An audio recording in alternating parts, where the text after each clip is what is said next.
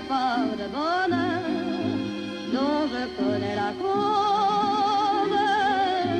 C'est lui pour moi, moi pour lui dans la vie. Il me l'a dit, l'a juré pour la vie. Et dès que je l'aperçois, alors je sens dans moi mon cœur qui bat. Des nuits d'amour à plus finir, un grand bonheur qui prend sa place, des ennuis, des chagrins s'effacent, heureux, heureux, à en mourir. Quand il me prend dans ses bras, il me parle tout bas, je vois la vie en rose. Il me dit des mots d'amour, des mots de tous les jours, et ça me fait quelque chose.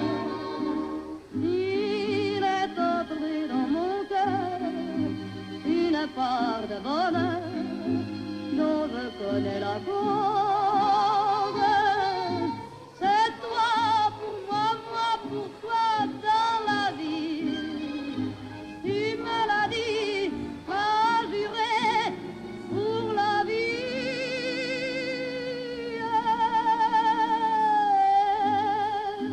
Dès que je t'aperçois, alors je sens dans moi mon cœur qui bat.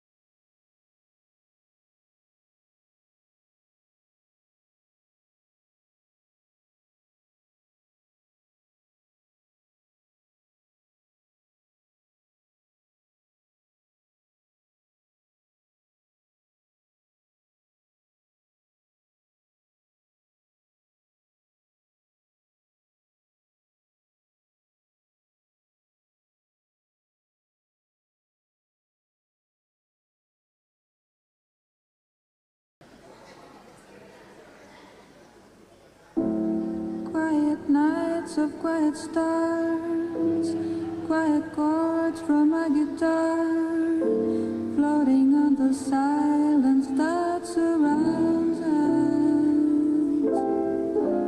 Quiet thoughts and quiet dreams, quiet walks by quiet streams, and a window that looks out on Corcovado. Oh, how lovely.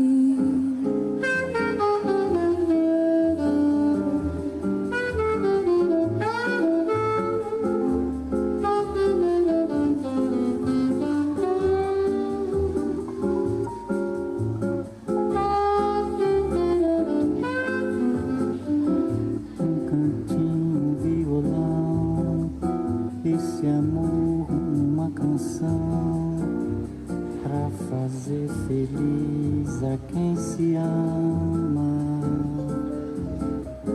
Muita calma pra pensar e ter tempo pra sonhar. Da janela ver seu corcovado, o Redentor, que lindo. Quero a vida sempre assim, com você perto de mim, até o apagar da velha chama. E eu que era triste, descrente desse mundo, ao encontrar você eu conheci o que é felicidade, meu amor.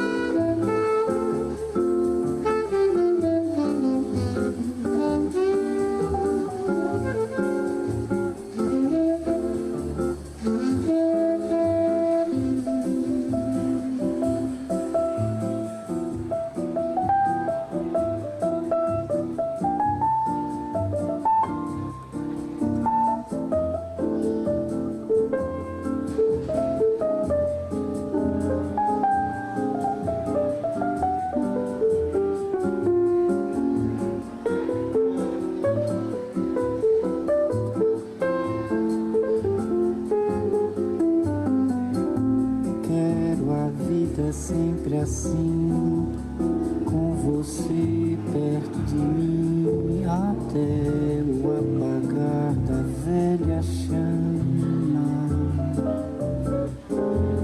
E eu que era triste, descrente desse mundo, ao encontrar você eu conheci que é felicidade, meu amor.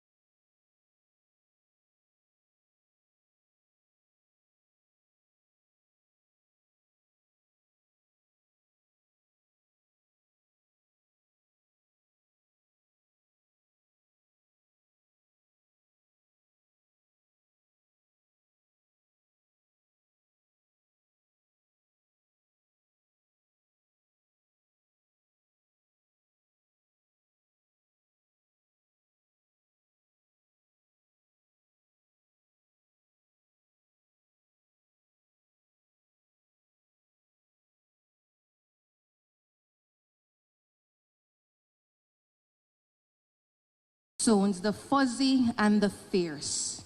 I'm forever grateful for the blessing of being one of your young people. Your special hi sub will always be treasured. Support personified, love in living color. You are one of the kindest human beings I know. You were present when I was successful and present when I was helpless. You opened so many doors for me and walked me through them. You held my hands, literally and figuratively. You loved me and argued with me. My heart is broken right now, but I'm grateful because I was one of your young people.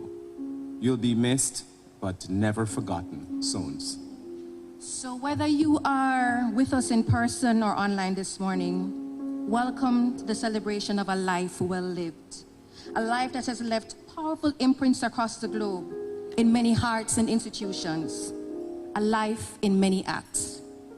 Today, we pause to honor the beautiful life of Sonia Lee Yvonne Mills.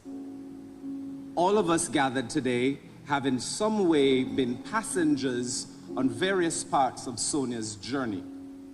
We are friends or family in one way or sort, and mentored by Sones, scolded by Sones, encouraged by her, inspired by her. And though Sonia was one who always shied away from attention, each person who shares today will share their own spotlight on the scene or their scenes with Sonia. We invite now Shernette Wilson, one of Sonia's many daughters, of mentorship and love, to share her tribute in song.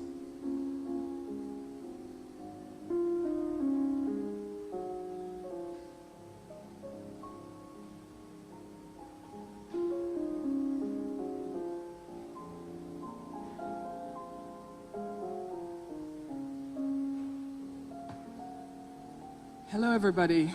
I am so glad to see you here, and I'm so sorry to see you here. Sorry, sit with me. I need a moment because I thought my thing was up and it's not.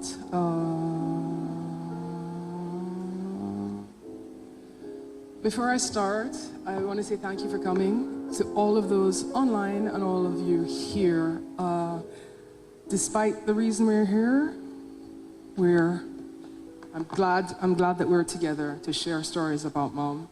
For those of you who haven't seen, I'm wearing Mom's color, her nail polish, her bling shoes, some jewelry I stole from her, which is now mine, and some earrings that she loved. So I'm trying to embody the spirit of Mom, how I look. Before I start, well, first, good morning. I want to thank everyone in the room and online for joining us. It means a lot to me and Damon, to our families, and to the rest of Mom's family that you chose to be here with us. I thought I was going to hear a song, but I don't hear it, so I'm going to start. I'll read the words to it.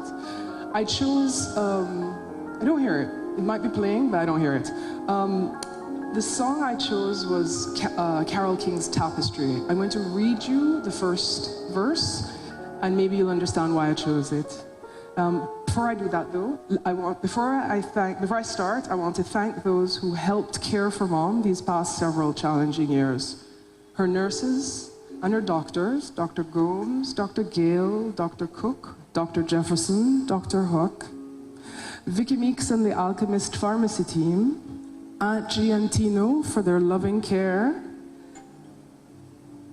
Damien and Sabrina, Fillmore and Vivian Brown and their entire family, Hussein, Anise, Sybil Patterson, her neighbor, Suzanne Francis Brown, JT, Wendy, and so many others I may have missed who were always there when she needed them. Thank you, thank you, thank you. So the words from Carole King. My life has been a tapestry of rich and royal hue, an everlasting vision of an everlasting view. A wondrous woven magic in bits of blue and gold, a tapestry to feel and see in impossible to hold. I hope you'll understand why I chose that. I want to show you Mom as I saw her by talking a little bit about her path and what a humble, modest, and multifaceted person she was. It's been hard to think about, to share. I have so many stories, as I'm sure all of you do. But what I want to do today is to find a way to show you my mother's depth and breadth of interests, of loves, of passions. I also want to say that one of the most fascinating and infuriating things about my mother is how private she was. There are tons of things I don't know. And you'll find out today there are tons of things you didn't know. For those of you who've been following my pictorial tribute to Mom, you'll have seen tons of things you didn't realize made up Sonia, Lee, Yvonne, McPherson, Mills. Mom was born in Annotto Bay, the eldest of three sisters, Sonia, Raleigh, and Dawn. Dawn is online with us today. They had a very strong, very interesting mother. I'm not here to talk about Grandma today, but she also was something special. Mom was extraordinary. All the more so because she was self-made. Not in the traditional sense, but in the, oh, I'm missing a line, but I know what it was, but in the specific magical sense. She thought about who she wanted to be, what mattered to her, and set about becoming that person. Yes, Mom decided Mom decided at some point early in her life to create her own destiny. Standing here at Wolmer's, I am grateful. I know that this period in her life was important. This is where and when the shape and form of Mom was born. It was where she first forged friendships made out of genuine curiosity and affection, not just proximity. She met her two September-born sisters here, Pat Broderick Taylor and Willelle Kong McGrath, her very first week here. And with that, she was off, from Kingston to Paris, to London, to the Bahamas, DC, New York, and to quote Hussein, and the world. Mom decided that she wanted to be free. Free to travel, free to love, free to question, free to try, free to fail. And I'm so thankful that she gave that sense of freedom to me and Damon. We were created out of the hopes and dreams of our mother. Her ambition and her vision. And she left us, when she did, reassured in the knowledge that we have what she wished most for us. Loving partners, adventures to match our curious minds, happy full lives, and an ever-widening circle of friends and family. I want to show the totality of Mom through a few select stories. Not the best stories, but the ones that give you an idea of how big she was, how ambitious she was, how determined she was, and ultimately, how successful she was in becoming her full, true self. I've tried to organize the unorganizable into a few overarching themes. Wish me luck. Sorry, I don't know what, are you guys seeing something on screen? Okay, fine, because I can't, but I trust you. Okay. First, Mom had a relentless curiosity and an overdeveloped sense of adventure. Many of you know of the Marescaux Foundation, which she started in 1998 with her longtime partner in crime, Elaine Melbourne, Damon, me, and a few others as founding directors. Her fascination with this self-made, extraordinary adventuress, does anyone see any parallels there? Came out of her hearing about Seacole's autobiography on BBC or something, and falling in love. For her, she saw the spirit of Mary Seacole everywhere.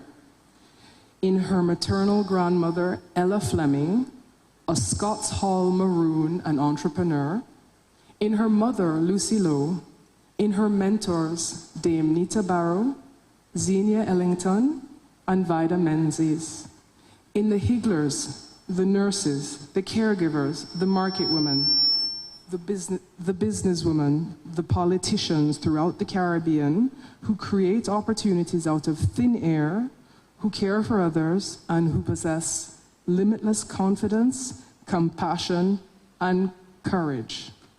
Sound like you, Mia? She convinced UNESCO through her dear friend Jocelyn Josiah to provide a grant for her and original director Damon to travel to Panama to research Mary's business activities there.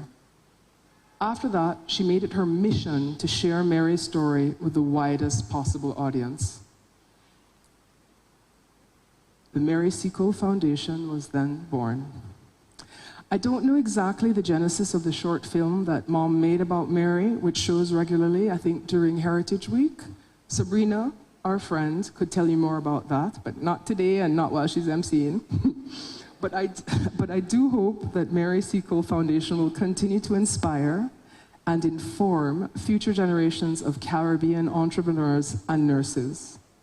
Mom's crowning achievement through the foundation was to establish Marescaux's birthday, the 23rd of November, as a national day in Jamaica, which is a good start.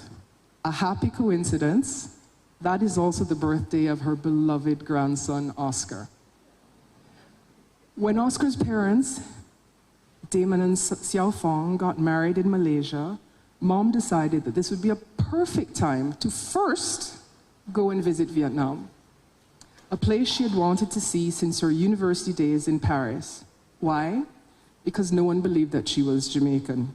They thought she must be Vietnamese because of the way she looked, and it annoyed her. It also intrigued her. So she wanted to go and see why they thought this good Jamaican woman from Manata Bay was from Vietnam. But on the way to the airport from Jamaica to London, Mom was bitten by a mosquito and rapidly developed chick-V. She was barely able to walk by the time we were ready to leave. So my husband Kurt and I wheeled her through the various 8 airports en route to Vietnam, fretting the whole time that she wouldn't be able to cope with the flights, much less the ambitious tour schedule that she prepared. Mom was unperturbed. She convinced first herself, then me and Kurt, that she was fine.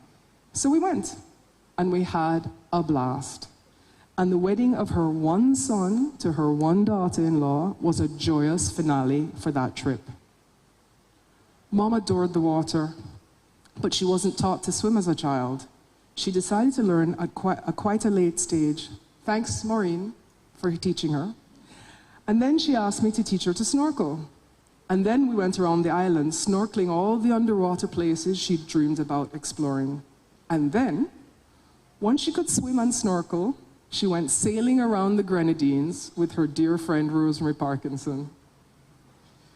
Her last engagement with water was this past January, when she went parasailing, again with Damon, soaring high above her beloved island, her beloved Caribbean Sea.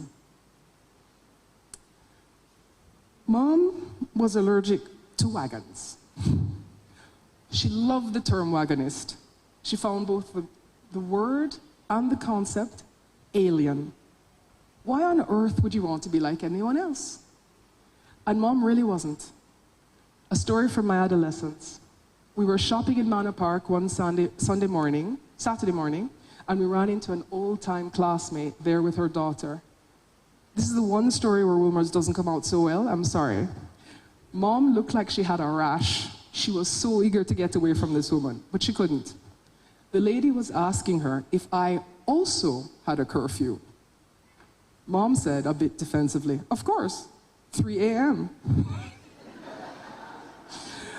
The lady said, isn't that a bit late for you to be waiting up for her to come home? And that was the last discussion we ever had about that. You can read my cousin Matthew's tribute in the video presentation we're showing, but he, like the rest of us, loved the fact that Mom was a true original. in her sense of dress, her general style, her way of talking, thinking, everything was unique. She didn't care what others thought. She just did what she wanted. Work in Mali for 6 weeks? Sure. Follow Bob Marley's body up to 9 miles? Why not? Spend your birthday rafting with your close friends on a mentor band? Fabulous. Work with Palmer's Cross and other deprived communities globally to launch pirate radio stations in a container? Yeah, man. And let me ride a Harley across the Australian desert while I'm doing that. Mom had a highly developed sense of justice and dignity for all. She hated injustice and disrespect. As a Jamaican, she understood and railed against the casual but ingrained inequality that often prevents us from fully respecting ourselves, our fellow Jamaicans, our history, our culture, and our beautiful island. I think that this was a driver for a lot of the work she did, paid and unpaid, at home and abroad. At home, the EFJ, the Environmental Foundation of Jamaica, the Restoration of Hope Gardens, Eagle Foundation, campaigning for the restoration of the Ward Theatre, the creation of a labyrinth, her work with the Emancipation Secretariat, UTEC, Chase Fund, Wolmer's Old Girls, Life in Hopeful Village, the list goes on. Mom loved the Ritz-Carlton's mantra, ladies and gentlemen serving ladies and gentlemen. She believed that everyone mattered and should be treated with respect and dignity unless they prove otherwise. And that we all have an obligation to nurture and demand the best of ourselves and everyone we meet. Mom's letters to any and everybody she believed had a duty to defend our national honor were epic. I will read this very short one so you get a flavor. Addressed to the Prime Minister, the Minister of Local Government, and the Minister of Education and Culture. Dear sirs, the state of Liberty Hall is a national disgrace, as I'm sure you are all aware. Yours sincerely, Sonia Mills. Mom also fought for her own respect and dignity. As a diplomat's wife in New York in the 70s, tradition was that spouses were not permitted to work.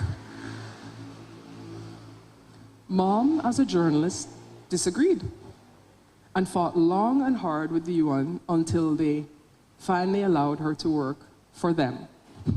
It was fun and slightly terrifying as a child to hear my mother's voice on documentaries and films showed at school. Fighting global injustice, she went on to work for a range of activist organizations and feminist publications, showing us through her words and her actions what mattered and how we could make a difference. Mom had exquisite taste and a passion for the arts. I touched on it already, but Mom had an incredibly refined sense of style and a deep appreciation for beauty and the arts. This was reflected in her art and music collection, her books, her jewelry, her ornaments, her house.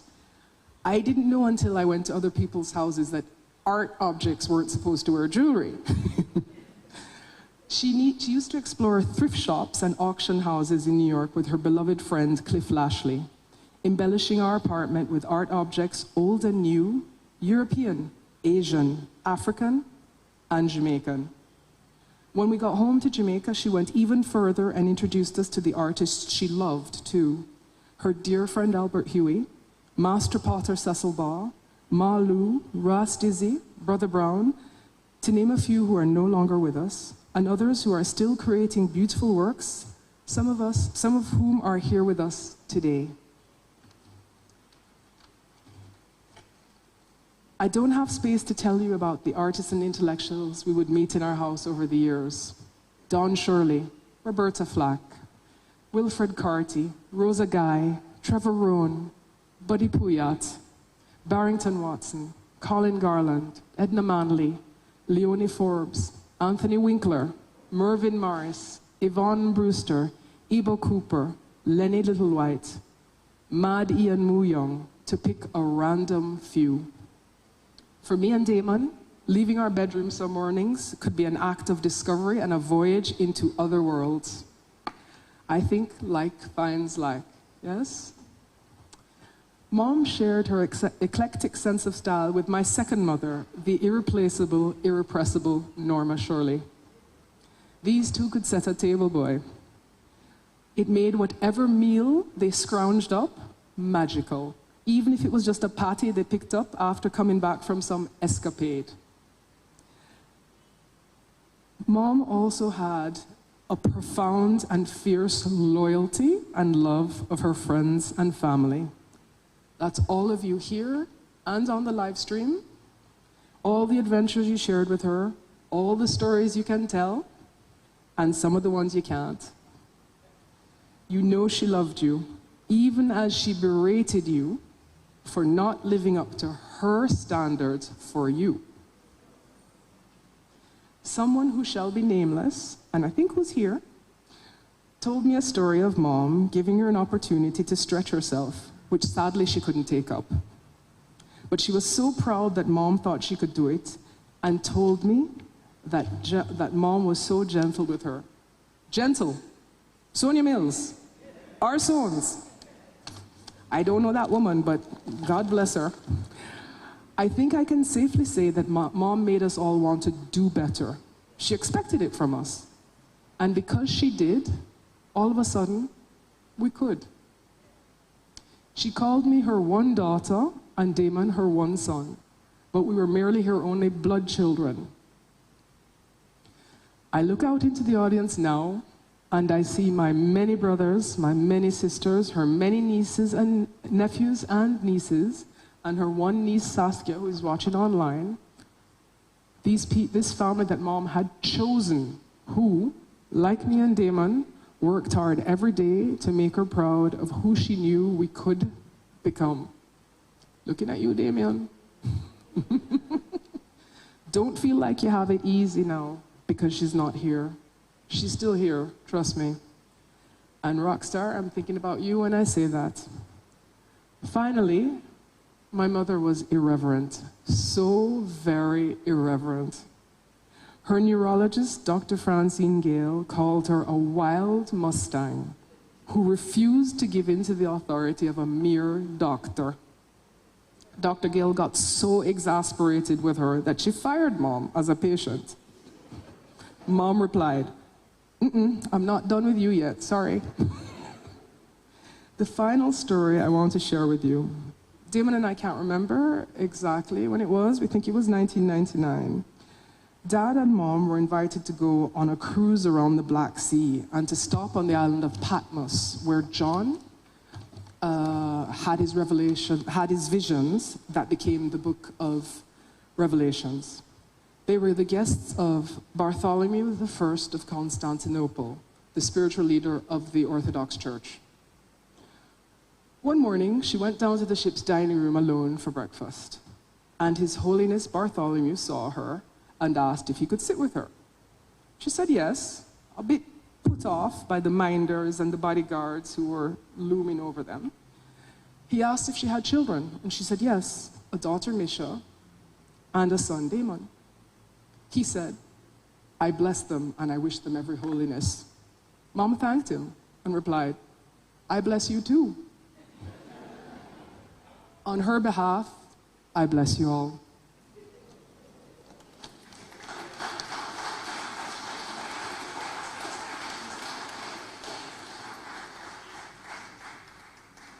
So, of course, that was not Shernit that we announced earlier, but her one daughter, Misha.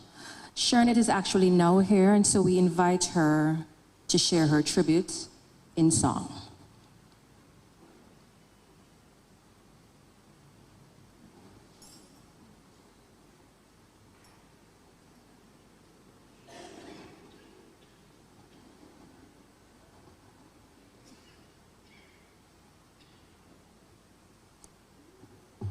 Ladies and gentlemen, a pleasant good morning. I came into a section of Misha's speech and I smiled because I can identify with what she was saying. Just before I sing, I just want to let you know that I was one of the daughters that Mrs. Mills had.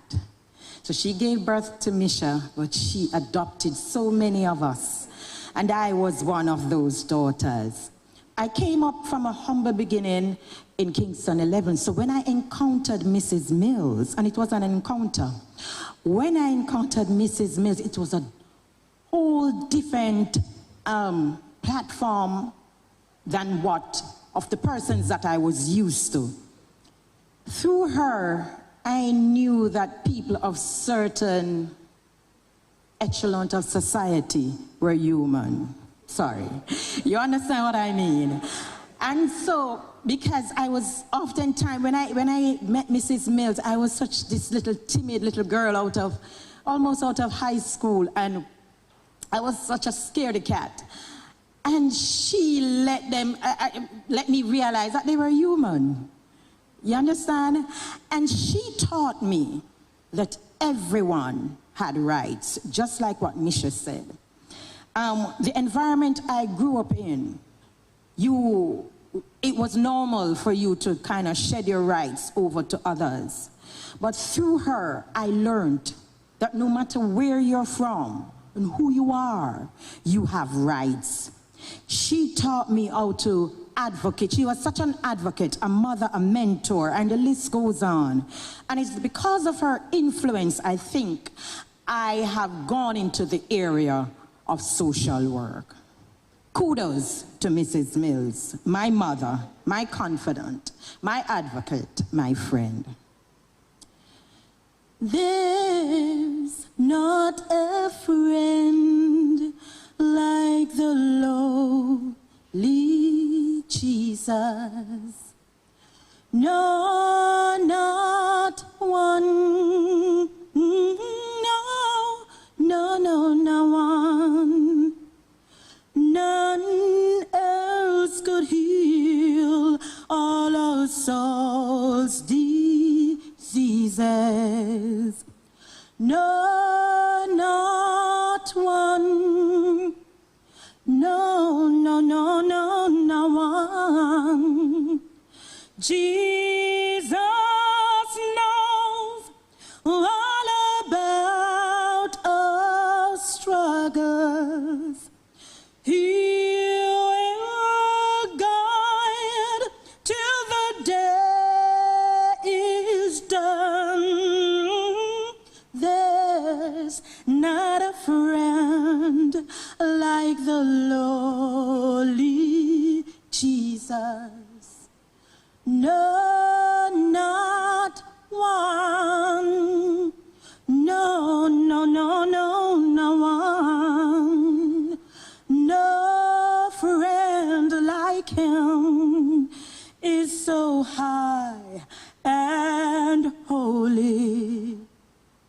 No, not one. No one. And yet no friend is so meek and lowly. No, not one. No one. Jesus knows all about our struggles. He will guide till the day is done. There's not a friend like the lowly Jesus. No, not one. No, not one. There's not an hour that is not near us. No, not one. No, not one. No night so dark but his love can cheer us. No, not one. No, no, no, no, no one. Jesus knows all about our struggles. He'll guide till the day is done. There's not a friend like the lowly Jesus. No, not one. No, no, no, no. No, no, no, no. No, no, no, no. Not one. God bless you.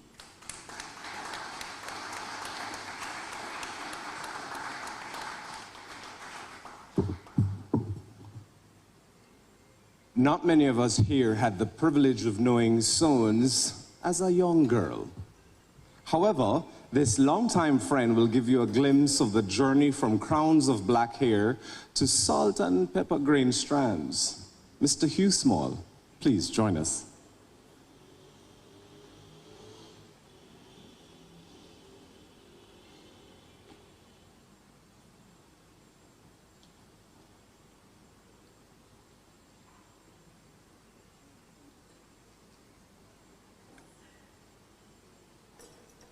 As I listened to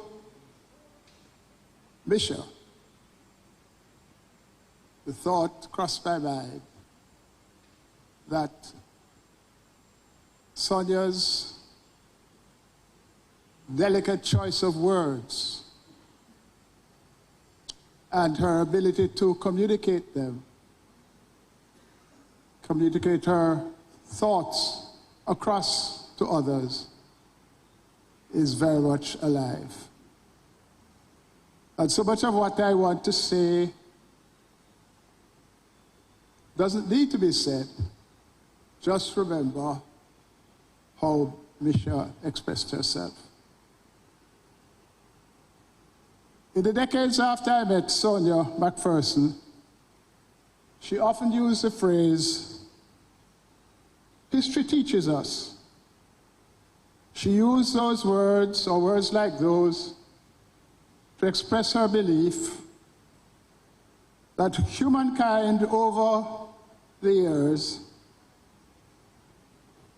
had learned lessons which ought to guide them, but which often were not followed. I met Sonia on a one-of-a-kind lesson. Sonia was attending this school, and I was at Jamaica College. We were both preparing for the University of Cambridge High School certificate at the end of the year. In 1958, high schools in Jamaica did not teach Caribbean history. And if, as we did, we chose to study history, we were confined to studying English history, European history, ancient history about Roman and Greek empires, and world affairs covering the 20th century from the failure of the League of Nations and the establishment of the United Nations and its agencies. None of these histories was about our people. None of them helped us to understand the mixture of cultural groups and the dominance of different ethnicities that we saw every day at high school, the high schools that we attended. Today, we can conclude that it is the work of historians Elsa Gavaya and Roy Augier and educator Shirley Gordon at the University College of the West Indies who, based on their observation of undergraduates at the college, influenced the decision for a walking history tour, a walking history lesson to be made of Port Royal. We sailed across the harbor and arrived in what was a very secluded village in those days of Port Royal.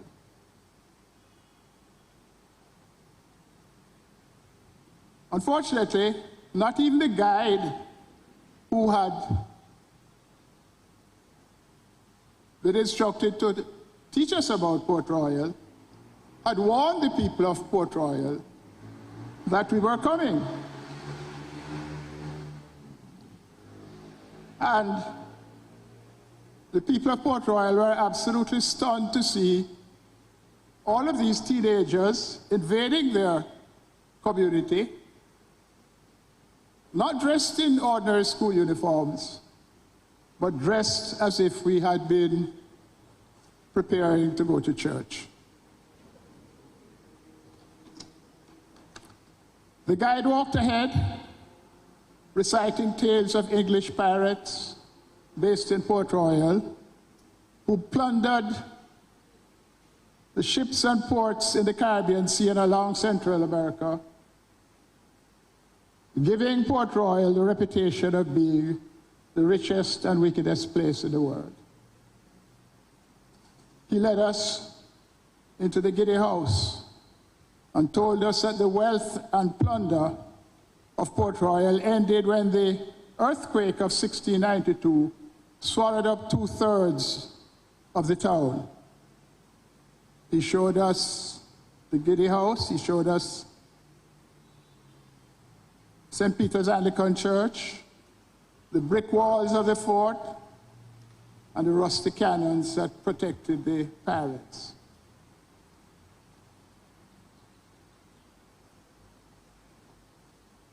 Port Royal people were really taken by surprise. And we recognized from this visit that the accents of the Port Royal people were distinct from any other in Jamaica. This did not inhibit Sonia. She wasn't at the front of the group following the guide. She was some distance behind, talking to men and women about their lives in the current situation at Port Royal.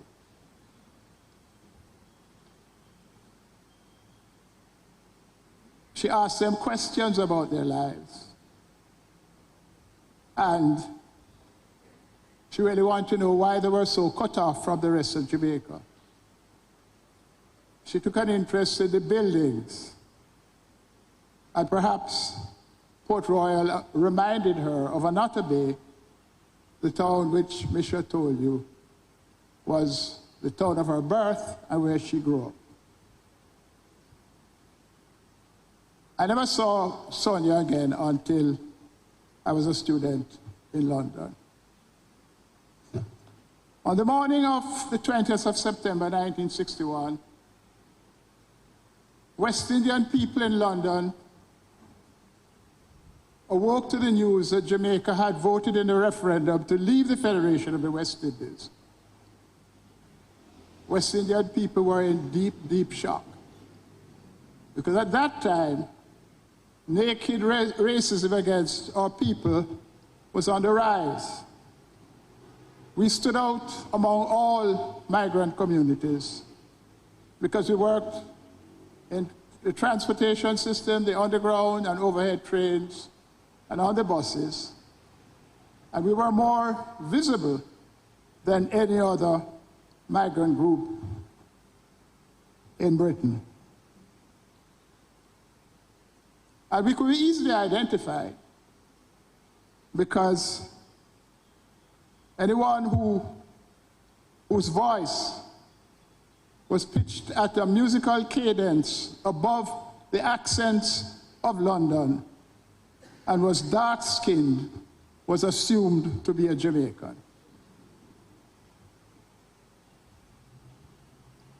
Thanks to the influence of a Jamaican, Stuart Hall, the editor of the New Left Review, a respected public speaker, and one of the leaders of the campaign for nuclear disarmament. Within a few days of the referendum, we got a room in the basement of the Partisan Club in Soho to sit down and analyze what we were facing in this new reality that had followed out the referendum. A wide cross-section of people were there. By record, the playwright, whose You in Your Small Corner recently premiered in the West End theaters, Andrew Salke, the novelist, and a lot of leaders from the West Indian community who are in the Standing Conference of West Indian Organizations, plus lots and lots of student leaders went to the basement of the Partisan to discuss our situation. Sonia was there. We are a part of the building that was not well lit, and so she sat where there was enough light for her to make notes. And we met sometimes every week, sometimes every fortnight for several weeks. Between the time when she left Wolmer's and that time where she sat in the Partisan, she had studied, as Misha told you, in the Institute of Political Sciences in France, which was the premier social sciences faculty in all of France. Her studies had exposed her to Caribbean intellectuals about whom at that time very few of us knew anything. Frantz Fanon and Aimé Césaire of Martinique. But it is through that exposure and her exposure to a number of other African people who she met in France that she assimilated and understood why Jamaicans and other English-speaking Caribbean people were so shocked by the news of the referendum. Why was she at the meeting? She was a writer for the West Indian Gazette. That paper is often referred to as the first black newspaper in England. My perspective is a little bit different. Although it may have been the first, it had been organized by Claudia Jones, a lifetime political activist, and Amy Ashwood Garvey, Marcus Garvey's first wife, to promote serious discussion amongst West Indian communities. So it was not a traditional newspaper. It wasn't published every week, it was published once a month. Its offices were upstairs, Theo Campbell's record store in Brixton, and that was a place where a lot of West Indians were at home. So that was the office from which Sonia was operating in 1961.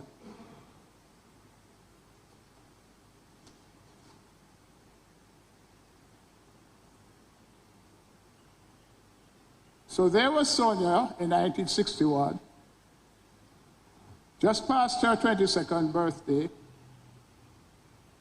in an institution that helped to mold her as a writer.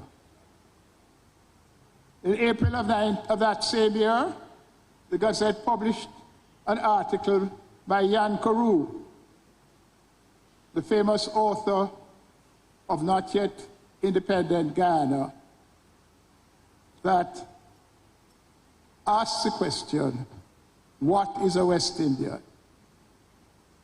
And in that same year, Shirley Gordon had written an article in that publication in which she advocated the teaching of West Indian history. So there were we, 4 years after going to Port Royal, in London, and there is Sonia working for an institution that I think really helped to mold her as a writer. After all the discussions about the consequences of the breakup of the Federation had died down, and we were more focusing now on what was going to happen. Early in 1962, she introduced me to her friend, Patsy Pine Robertson. Patsy had worked for the Gleaner before she came to London. And Patsy had studied journalism and English at New York University. And that and her stint at the Gleaner before she got to London put her on the path where she became the first press officer for the Jamaican High Commission when it was established. I think that Patsy had a great influence on Sonia's decision to continue to write and to develop her writing skills.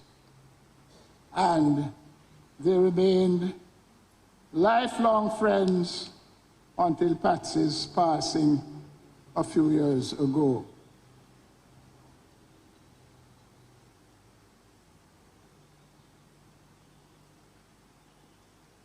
I returned to England in 1963, and not long after that, Sonia returned. And the first time I saw her on her return was at the University of the West Indies Hospital, where she and my wife, Patricia, was a junior to her at this school, were attending prenatal classes as she awaited the arrival of Misha and we awaited the arrival of Carla. And Carla and Misha were born within 6 weeks of each other. You have heard, and it is well documented, that her travels took her outside of Jamaica, to the Bahamas, to Washington, D.C., and to New York, where the Mills family served Jamaica in the international community of finance, first at the IMF, and diplomacy at the United Nations. And I never saw much of her in that period. I heard about her, but never saw much of her. And then, in the 1980s, I became aware that she was back in Jamaica when I saw her driving one of the really iconically designed motor cars of the time. It was a dark green and white common gear Volkswagen, an eye-turner on the roads of Jamaica. it wasn't that she was a lover of motor cars, although she saw the beauty in this vehicle. She was just driving around, focused on nothing else than getting about her own business. Business in the arts, business in writing, business among her friends, of which Misha has told you. But I associated her with that icon of engineering skill and design as she traveled through Kingston.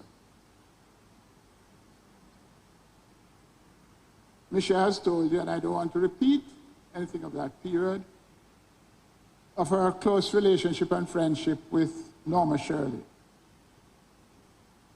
And she would often meet with friends at Norma's place and also at the grog shop where Gloria Palomino had established a fine eating spot and watering hole where Sonia enjoyed the company of her friends. The Observer newspaper published an article setting out many of her achievements in the days after her death. It published this document. It did not mention, but Misha has mentioned today, that one of her passionate projects at the time was the restoration of the Ward Theatre in downtown Kingston.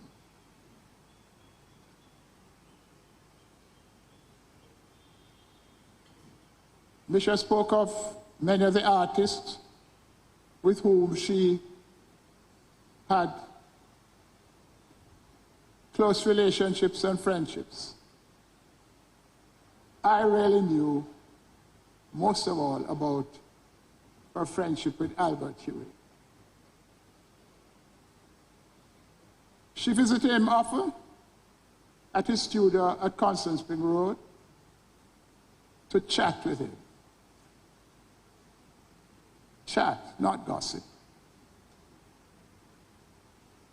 They were friends and had a lot to talk about. She admired his artistic subtlety and his paintings, particularly those of young Jamaican women, had a particular appeal to Sonia. She thought that Albert, more than any other artist, captured the moods and expressions on their faces. He captured their skin tones, the texture of their hair, and the unrehearsed simplicity of their being. When she visited Albert, Albert never stopped painting. He paid equal attention to their conversation as he did to his brush strokes. And that was my knowledge and observation of her relationship with this particular artist.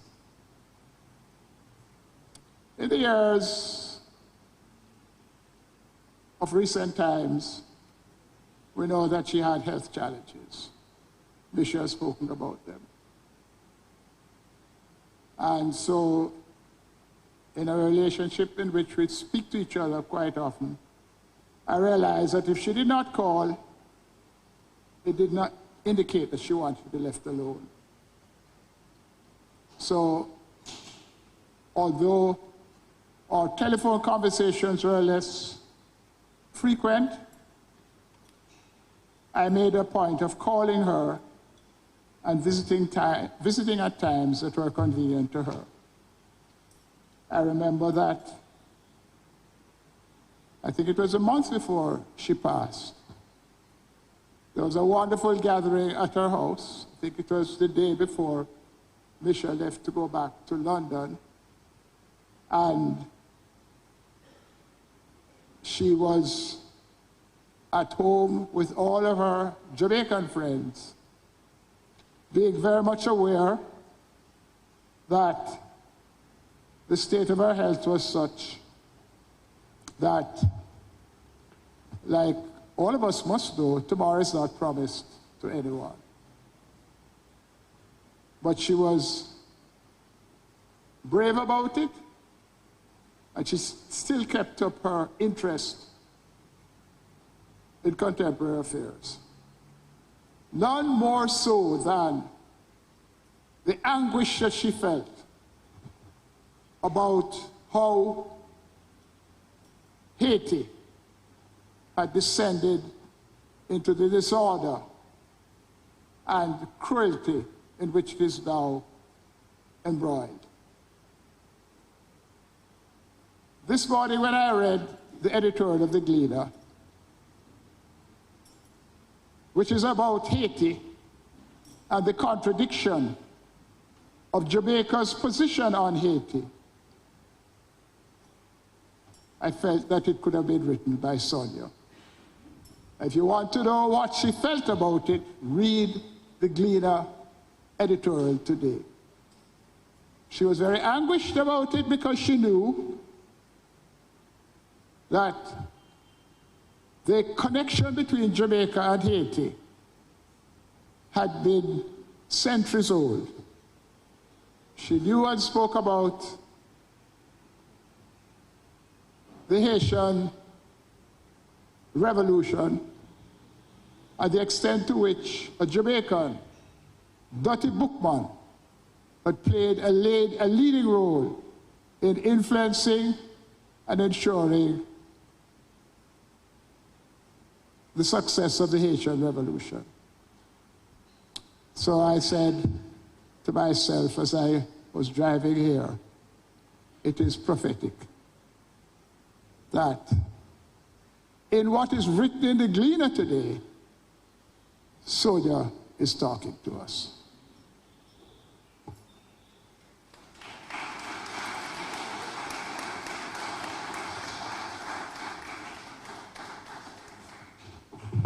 Thank you, Mr. Small. We will invite now another longtime friend, Lorna Goodison, to share her chapter and verse of her life with Sonia. She'll be followed by Damon reading a memory from Pat Ramsey. Ms. Goodison.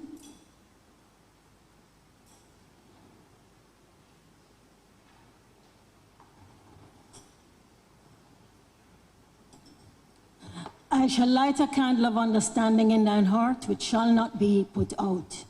I shall light, first debts to pay and fences to mend, and lay to rest the wounded past, the foes disguised as friends.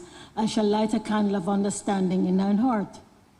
Cease the training of impossible hedges round this life, for as fast as you sow them, serendipitous thickets will appear and outgrow them. I shall light a candle of understanding in thine heart. All things in a place now in this many-chambered heart, for each thing a place, and for love a place apart. I shall light a candle of understanding in thine heart, which shall not be put out. And by the hand that lit the candle, by the never-to-be-extinguished flame, by the candle wax which wind-worried drips into candle wings luminous and rare, by the illumination of that candle exit death and fear and doubt. Hear love and possibility within a lit heart shining out. Good morning, Sonia. Good morning, everybody. I just want to say that I first heard about Sonia McPherson when I was a very young girl, and I actually heard lots about her before I actually saw her in person. Sonia was my sister Barbara Goodison, and she was then Barbara Goodison's very, very good friend. And my sister, who gave no quarter, who was, you could tell that Sonia was special because Barbara just thought Sonia was the bee's knees. So around our house, it was always, Sonia McPherson said this, do you know what she said? And you should see what you had on. And my dear, and they were always going off the things like, The State Theatre, which then showed art, what are called art films. Sonia and Barbara both spoke French, and they were very sort of in the wider world. It is through them, I know she was good friends with Brian and Chappie Saint-Just, because she loved film, she loved, and they went to those films that only had subtitles. They were very sophisticated people. I like to think of Sonia as part of that generation that some great British poet called the golden lads and girls. And there were people like, we talked about Patsy Pine here this morning. We talked about people like Margarita Saint-Just, your mommy, Elaine Melbourne, who mercifully is still with us. Just all that, lots of them who were just, they defined what we talk about cosmopolitan people. They were at home in the wider world, but they were just so staunchly Jamaican. Everything they did was to build up Jamaica, but they could be at home in the wider world. I'm going to go as far as to say that what we're taught now about brand Jamaica, those people are the one who built brand Jamaica. That business that it can be so cool and soigné. All over the world, they're at home, but most of all, they are just Jamaican to the core. And Sonia was a big leading person in that movement. So thank you so much. So after a time around the house, now Sonia McPherson went off, and then they did, she got married, and my sister said to me, guess what, Sonia McPherson is back in Jamaica, we have to go see her. By then she had become Sonia Manderson, and this is wonderful. I never forget, I met her with Sonia Manderson, with her husband, Derek Manderson, and Derek had locks. This was 1960s when people didn't have locks. Like now, but he was so cool. I just couldn't stop looking at it. He was very handsome. But he had locks, and I know Sonia used to fix up those locks because they were very well tended. And I just thought I'd never seen anything as amazing as this. Anyway, words like counterculture, sophisticated, cosmopolitan, progressive. If I had one word I would want to apply to that generation, is that they were the most progressive people that I've ever met. It was always about moving their people forward. Everything about them was progressive. Anyway, the next thing you know, Sonia McPherson, who is now Sonia Madison, had this beautiful baby. And I went with Barbara to see the baby. His name was Misha Mara Madison. See, I remember. And Misha Mara Madison was really gorgeous, and Barbara was our godmother. Isn't that true, you know that? Barbara was over the moon, honestly, to have had the honor of being your godmother. And I just want to say this morning, wherever she is even more over the moon at the beautiful person you have grown up into, and the Prince Damon. I don't think Barbara was Damon's godmother, but I know she thought of him as a kind of prince. And see, and to see Sonia McPherson, Minister Mills' son and daughter, and their families this morning is just a joy to the heart and the soul. And the way you have honored and big up your mother in ways, we just bless that. We really have to bless them.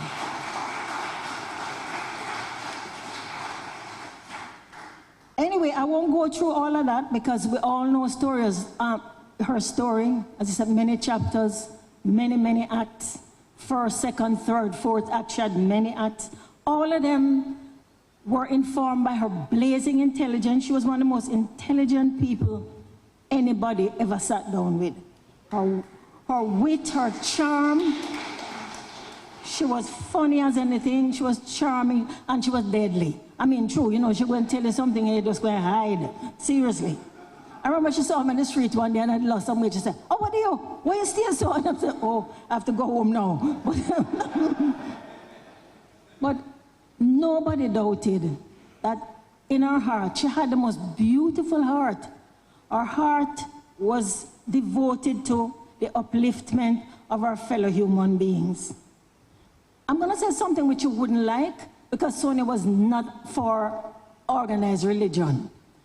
But there was a kind of holiness about her.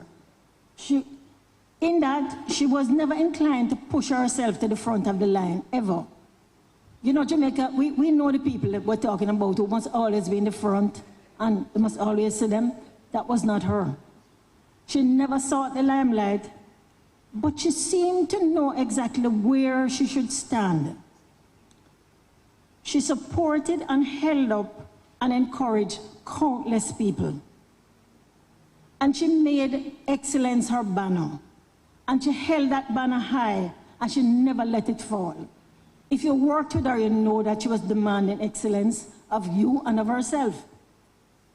I think about her and Elaine, the great Elaine Melbourne, who thank God is still with us, and how they just had that one, that there are people who just were devoted to the upliftment of their friends, of humanity, of their country. That's just what they do. They breathe it, they live it. They walk the walk, they don't start the talk, they walk the walk. They are extraordinary human beings. And I'm praying that, I might not live to see it, but more and more people will do work, research. They will write about these people, the Sonias, the Elaines, the Patsy Pines, because they made modern Jamaica. Nobody came and... It wasn't any sort of thing where somebody came and branded Jamaica. They did it.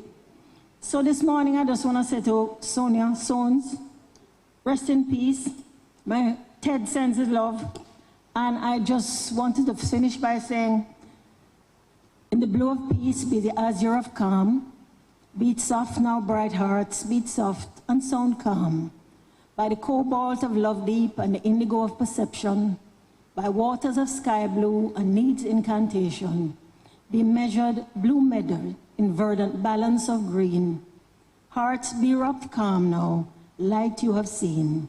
By meditations of clear waters, all striving cease. Within all illumination, Sonia, lasting blue peace. Thank you.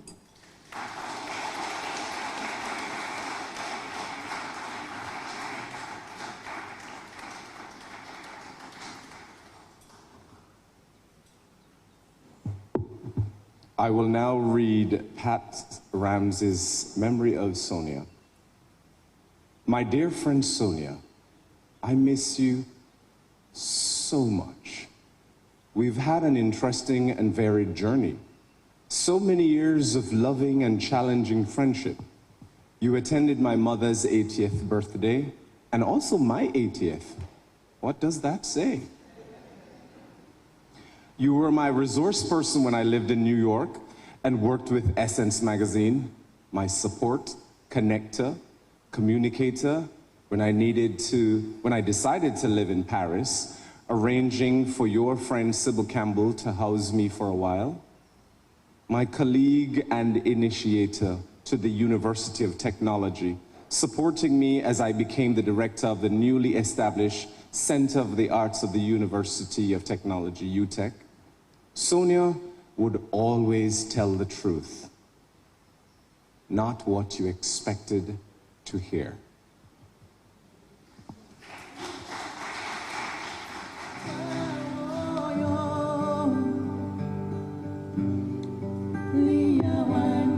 Let's turn our attention now to the screen where we'll view some family tributes.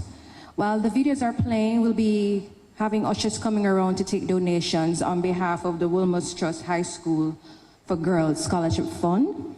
There is a scholarship being done in Sonia's name, so we'll be taking donations this morning. You can also make direct donations by emailing Sonia Mills, WGS Scholarship @gmail.com.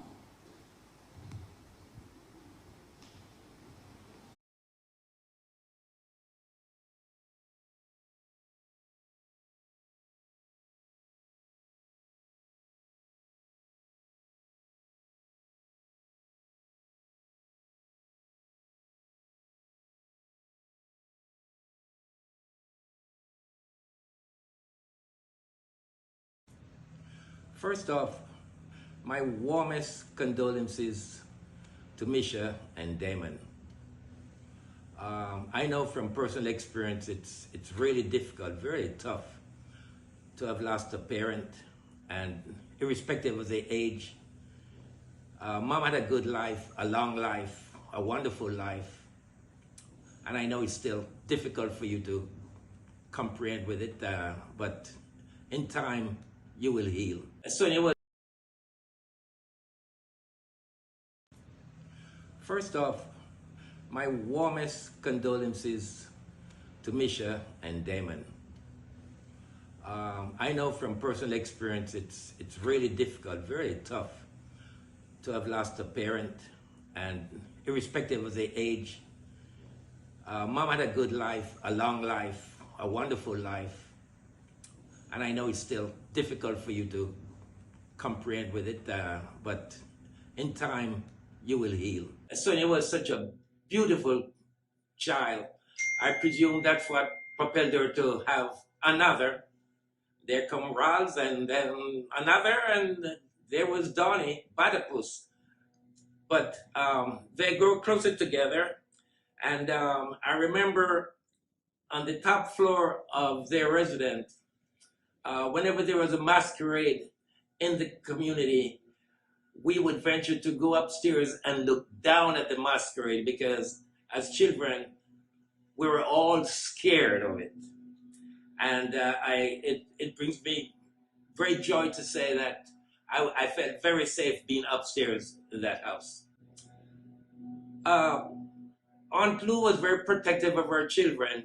Consequently, they were not allowed to roam with the leg of beasts in Anata Bay at that time. Sometimes, personally, I would walk barefooted. I remember the days Sonia would not be seen at the river with us. We didn't go fishing, we didn't go crabbing together, but Sonia would come to the beach occasionally with us. My most memorable time with Sonia was back in 1975. We had just moved from a 2-bedroom apartment to a 3-bedroom house. And consequently, our living room furniture from the apartment was placed in the family room of the house. The living room was void of all furniture except for the record player. And they came at a time when we just didn't have the money, I guess, to buy furniture at the time. So we spent Christmas after dinner. I remember we spent perhaps 2 hours sitting on the floor, playing Christmas carols and singing to the beautiful Mitch Miller orchestra. I remember Sonia looking at me occasionally. You know, I have a terrible voice. They would say, you know, don't give up your day job. So I knew Sonia was trying to tell me, gee, baby, don't try to sing anymore. Can't you just stop or lower your voice? But those were the memorable days I had with Sonia. She was a darling. I know she was very studious and did a hell of a job in New York, representing her husband as the wife of the United Nations, Jamaica's United Nations ambassador. It was a wonderful, joyous time for her. God bless, and may she rest in peace.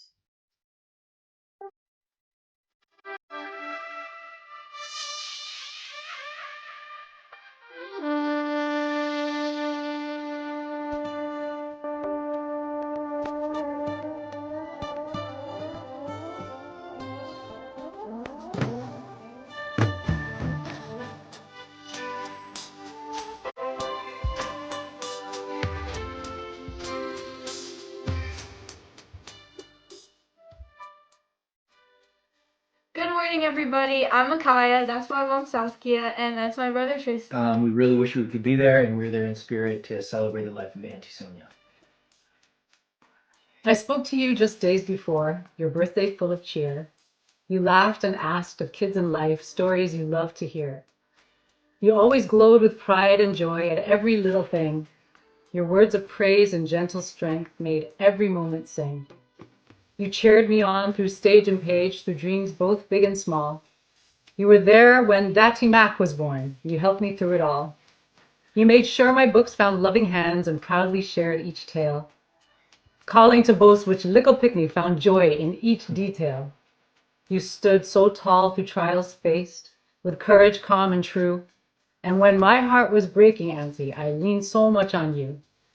You held me close when Mom could not. Your comfort pulled me through. Your tenderness, your steady care, I'll always cherish you. From youthful days in Jamaica's sun to studying far from home, you built a life of brilliance, a legacy your own. And though the time we shared feels short, your light will never fade. It shines within our memories, the love that you have made. I wish my children knew you more, not just through screens and smiles, but felt your warmth, your gentle laugh, your wisdom all the while. I'll keep your spirit close to me as you rest in peace. You'll always be my Auntie Sonia, and I forever your one niece. Hello, everyone. Hi. Just sending a message from England. We're thinking of you all. We miss you all. And our thoughts are with you. And we're thinking of Auntie Sonia today. Lots of love from England. Bye. Bye. Hello everyone, I send my love from Perth, Western Australia, as we remember Auntie Sonia on this special day. She is an incredible woman, well versed in many different subjects, always up for a good conversation. We can reflect on the things that she said, the encouraging words that she's given us. You know, I'm sorry that she's no longer with us, and I hope she has gone to a better place. God bless you all. Hi everyone. Hey everybody. It's Joanna and Matt. We wanted to share a really fun memory. Still laugh about every time we think about Auntie Sonia. So when she was visiting us in Toronto, and we're doing a little bit of the tourist thing, we'd pass somewhere where we want a nice shot, and we say, Auntie Sonia, can you take a picture of us? And every picture looked like this. Yeah, and there we go. She was amazing. Even though we didn't get to see her often, every year and everything, when we did either see her or talk to her, it was like no time had passed, and it was my same old Auntie Sonia. So we miss you terribly, and we're sorry we couldn't make it to the memorial service.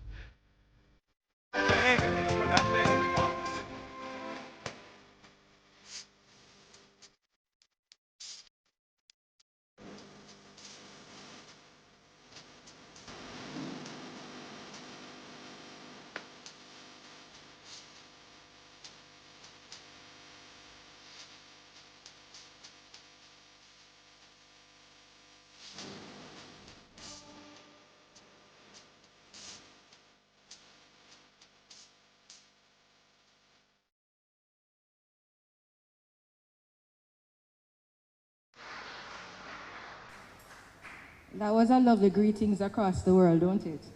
Yes. Always around indeed. Thank you all for your donations. Sonia always believed in sowing seeds to the future, so the scholarship fund is just a perfect thing for us to continue that mission of hers. I'll read for you now a tribute to Sonia from Elaine Melbourne, her Scrabble partner and dear, dear, dear friend. I've known Sonia Mills for nearly 60 years, during which time we became really close friends. I appointed myself older sister, and she let me. Sonia was, as Rex Netterford would say, a woman of substance. She was erudite, urbane, and multifaceted. Had a quick wit, a sense of humor, plenty energy, and more than anything else, she had a heart and gifts for friendship. I remember in the mid-70s when I was doing a stint in New York, she was living there, the busy wife of Don Mills, Jamaica's ambassador to the United Nations. They were one of the power couples in the UN circuit. She was raising 2 young children, working at the International Women's Tribune Center, freelancing with the UN and some magazines, but still found time for us to have lunch, explore Manhattan, or go to a museum or art gallery. While I was in Paris in the early 80s, she paid me a surprise visit en route home from a conference in West Africa, swearing she found the apartment by the smell of roast beef and rice and peas. We had so much fun that day, as Paris was her old stomping ground. Later on, in the 90s, we were both back in Jamaica, and she revved up again, being an active member of many boards and committees. We were members of a book club, Scrabble group, and she was also part of a card-playing group. We found ourselves downtown Kingston at many lectures, concerts, exhibitions, and so on. These strips invariably led Sonia to heartfelt outpouring of compassion, her rage at the neglect of the city, its mentally ill and other marginalized citizens, and of its historic sites, such as Liberty Hall, legacy of Marcus Garvey. It was Sonia who spurred some of us to become friends of Liberty Hall and to work for its restoration. Misha and I can attest to the biting letters which would be sent to the Prime Minister or portfolio ministers responsible, like the one Misha just read earlier today. Over the years, I came to know Sonia's mom, Miss Lucy, also a woman of substance, her sisters Rolly and Dawn, Aunt Sal, and others.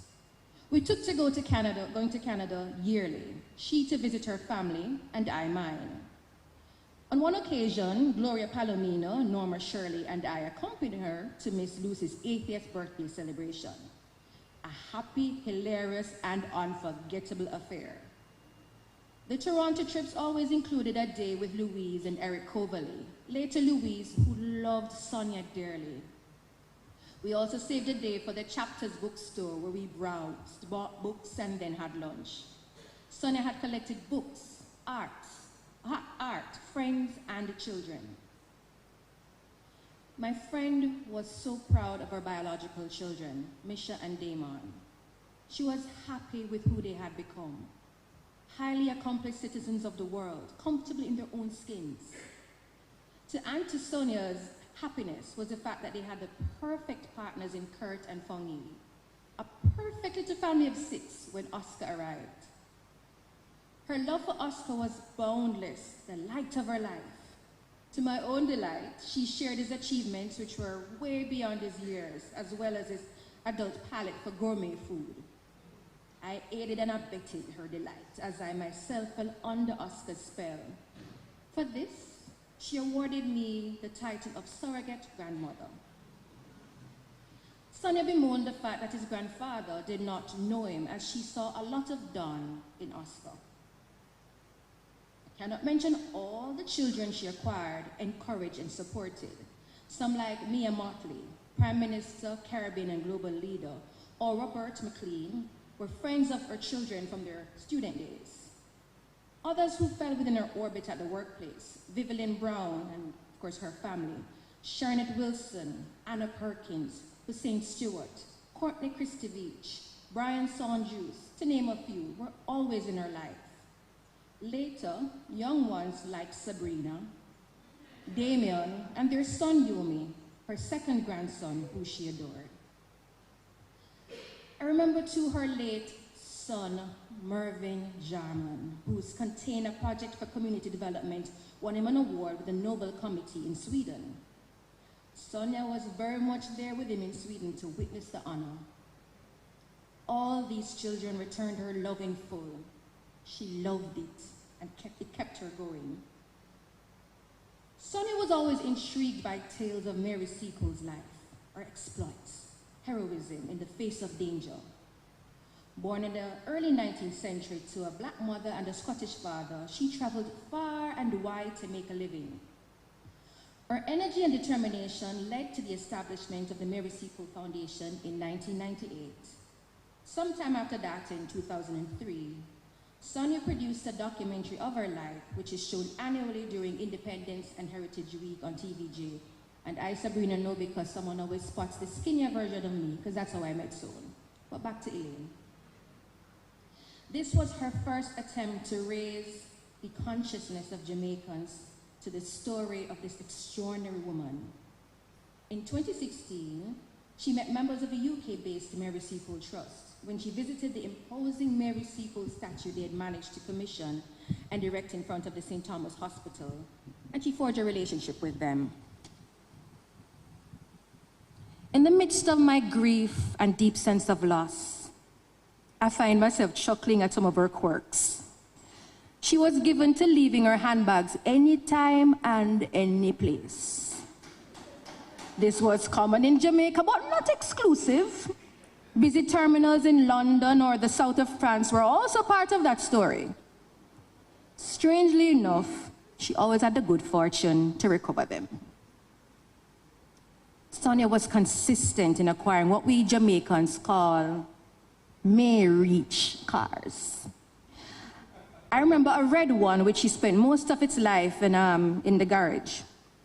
She would drive all the way to her favorite gas station in Manchester Square, a mile or so away, gas gauge hovering close to empty. When she had filled up, she would move to the side to write all the details in her little gas book. Date, amount of gas, cost, serious business. I often wondered which of my quirks amused her. We were always in discussion, agree to disagree or not, but the respect was always there. Sons, you played out your last stand of Scrabble just hours before leaving. I am not utterly amused, but will dearly cherish the memories of a wonderful friendship. Rest in peace.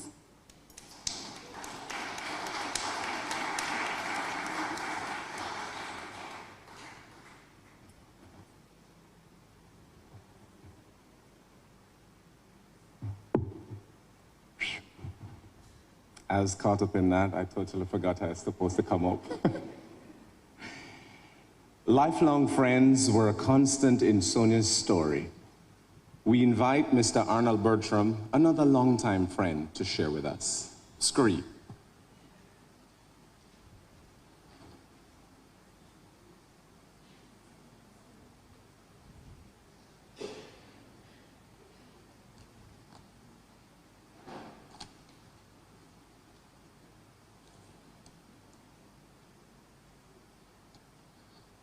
Misha and Damon, this gathering this morning of Sonia's extended family is such a fitting recognition of a life dedicated to the sustained pursuit of excellence and nation building. And I'm sure Sonia is smiling.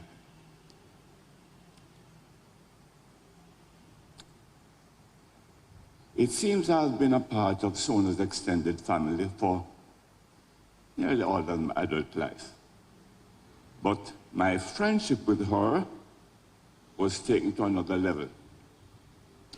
In 1976, during my visit to New York, I was then the Minister of Government, and she organized a reception for me at her home. Herself and done. Knowing my interest in history, I know it would have been Sonia's initiative. The small gathering included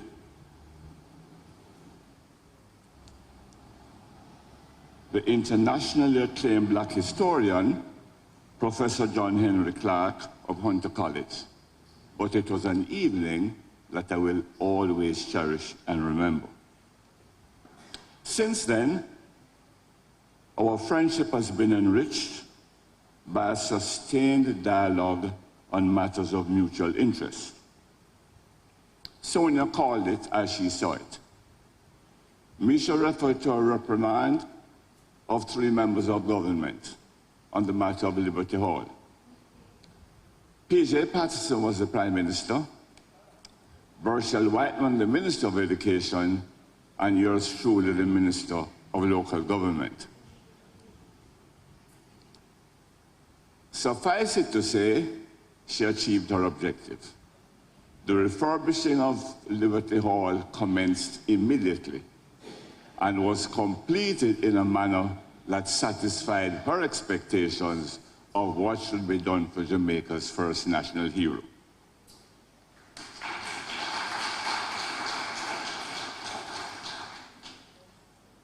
I would like to refer to a particular dimension of Sonia's friendship, which was evident when Claire and I got married in 1988. Sonia dropped everything to take charge of the wedding. She began with getting invitations printed to be sent out, and then spent a couple of weeks in making sure that everything had her stamp of approval, from the ceremony to the reception. Misha raises the question, was Sonia irreverent?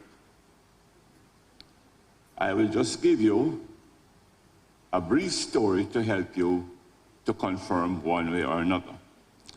I remember her reminding me once that the Bible starts with a man and a woman in a garden and ends with revelations.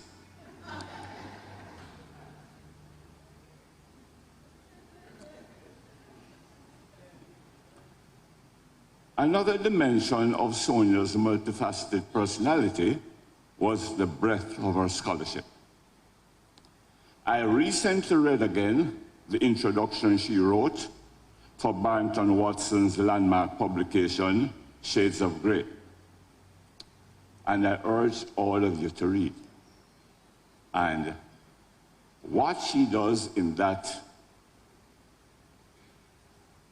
introduction is to trace the development of art in Jamaica, the building of institutions to support the profession, and the extent to which the artist created a legacy for future generations. The documentary on Marescaux and is shown very often on Jam Vision for those who have not seen it yet. But I did not know of her role until I looked at the list of credits to see there was Sonia Mills. And this morning I'm made aware of just the extent to which she made that documentary possible. Sonia never missed an opportunity to engage with Jamaican youth. And I recall only too well her invitation, or more precisely, I should say, her summons, for me to meet with some of her children at her home one Saturday morning. The engagement spread all day, and at the end of which we both committed, both our children and myself, to meeting again. Today, we collectively say farewell to a mother, a grandmother, a friend, a sister, a mentor, and a patriot. She leaves a gap that is not likely to be filled. Permit me to close with the two last lines of my favorite sonnet, which I recite for Sonia. But the while I think on thee, dear friend, all losses are restored and sorrows end. Walk with Sonia.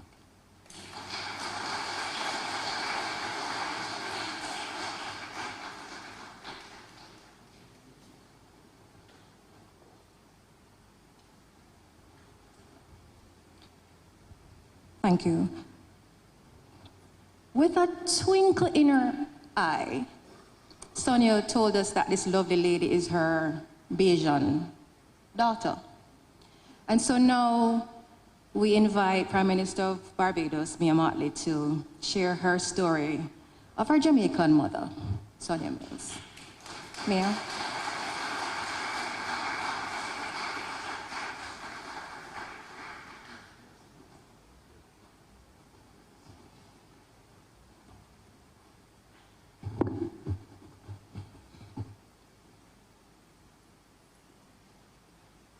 Good morning, everyone.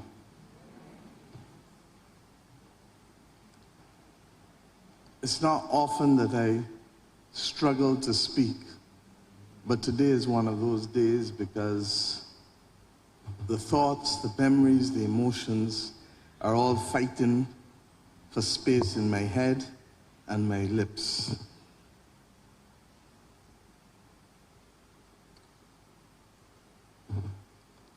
Trust Sonia to be the person who sent me into quiet reflection from about 6 o'clock this morning.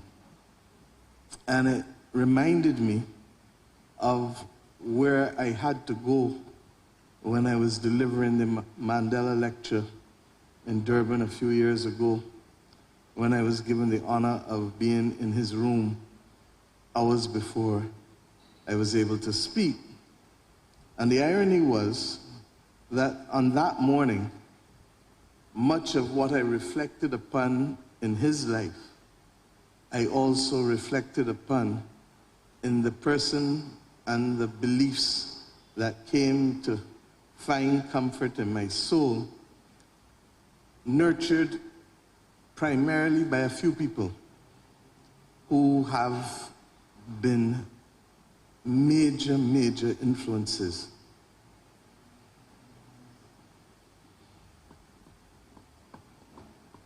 In my life. Of course, my parents, my uncle Elombe, who lives here, Sonia, Dame Billy, Miller, and another Jamaican, Carol Jacobs. Along the journey, they were the ones who primarily, at a personal and political level, helped to shape me. I had the good fortune of meeting Misha as a student at LSE, and Misha, like her mother, was in Paris, curious as ever.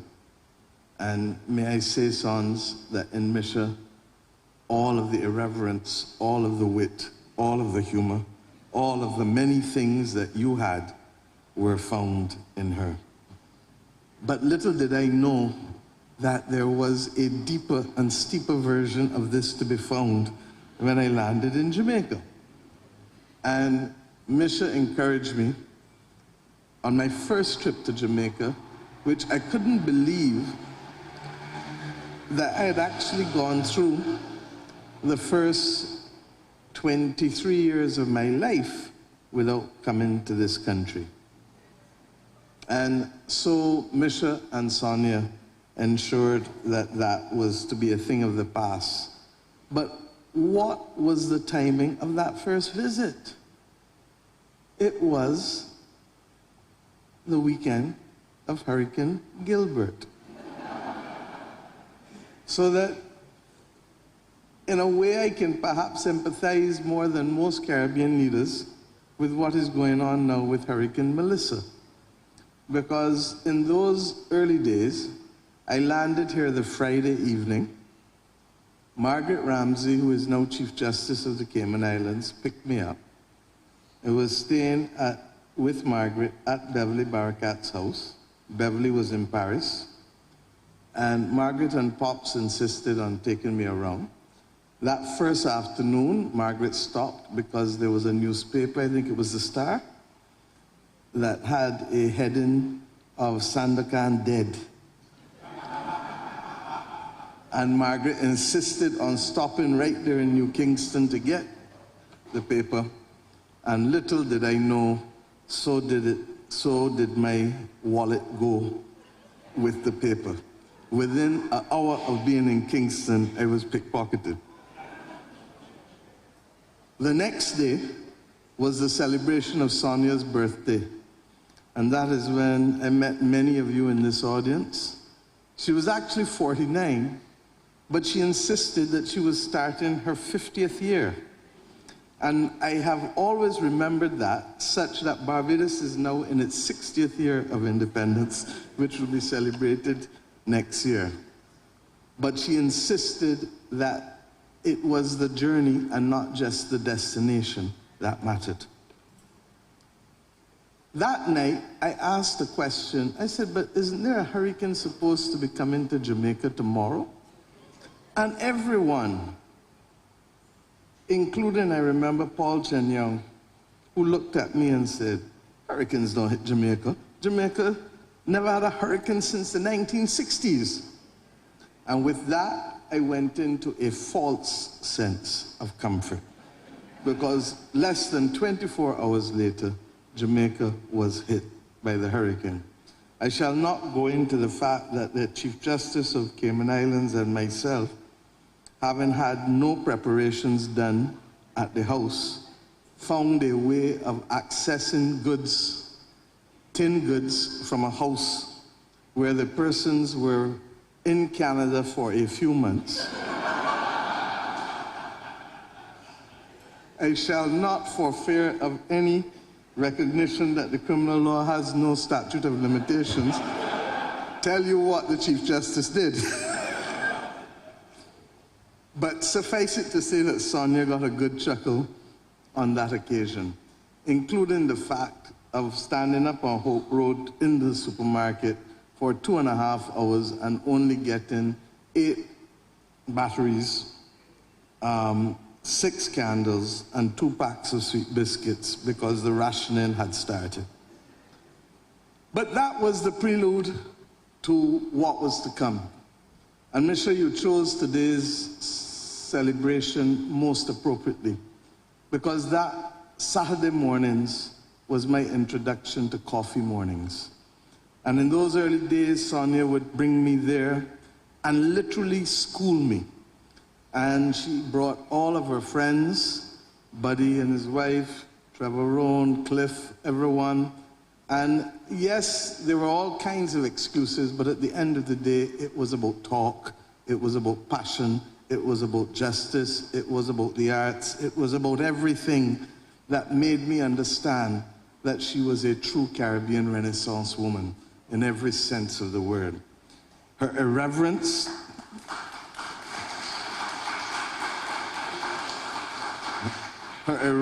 needless to say, made her even more attractive to a young person like me, because it gave me the freedom to believe that I too could be just as irreverent and just as curious about everything else in life. I met, in particular, Elaine, and for my own family, that was a special moment because Elaine was who insisted with Sonia that I meet Donna, and Donna then married my uncle, who had the irreverence too of offering to marry her within 48 hours of having met her. Such was the early days in Jamaica at the time. And I still believe that that allowed me to truly understand and appreciate the genius and beauty of this Caribbean civilization. And that, because of Sonia, I had the opportunity to truly get a glimpse and to become closely familiar with Jamaican life, Jamaican civilization, Jamaican arts, Jamaican everything. And Sonia was that person who ushered me into that space. She made me believe that could always be a better version of myself. And if there was one person who kept pushing me and pushing me and pushing me, it was Sonia Mills.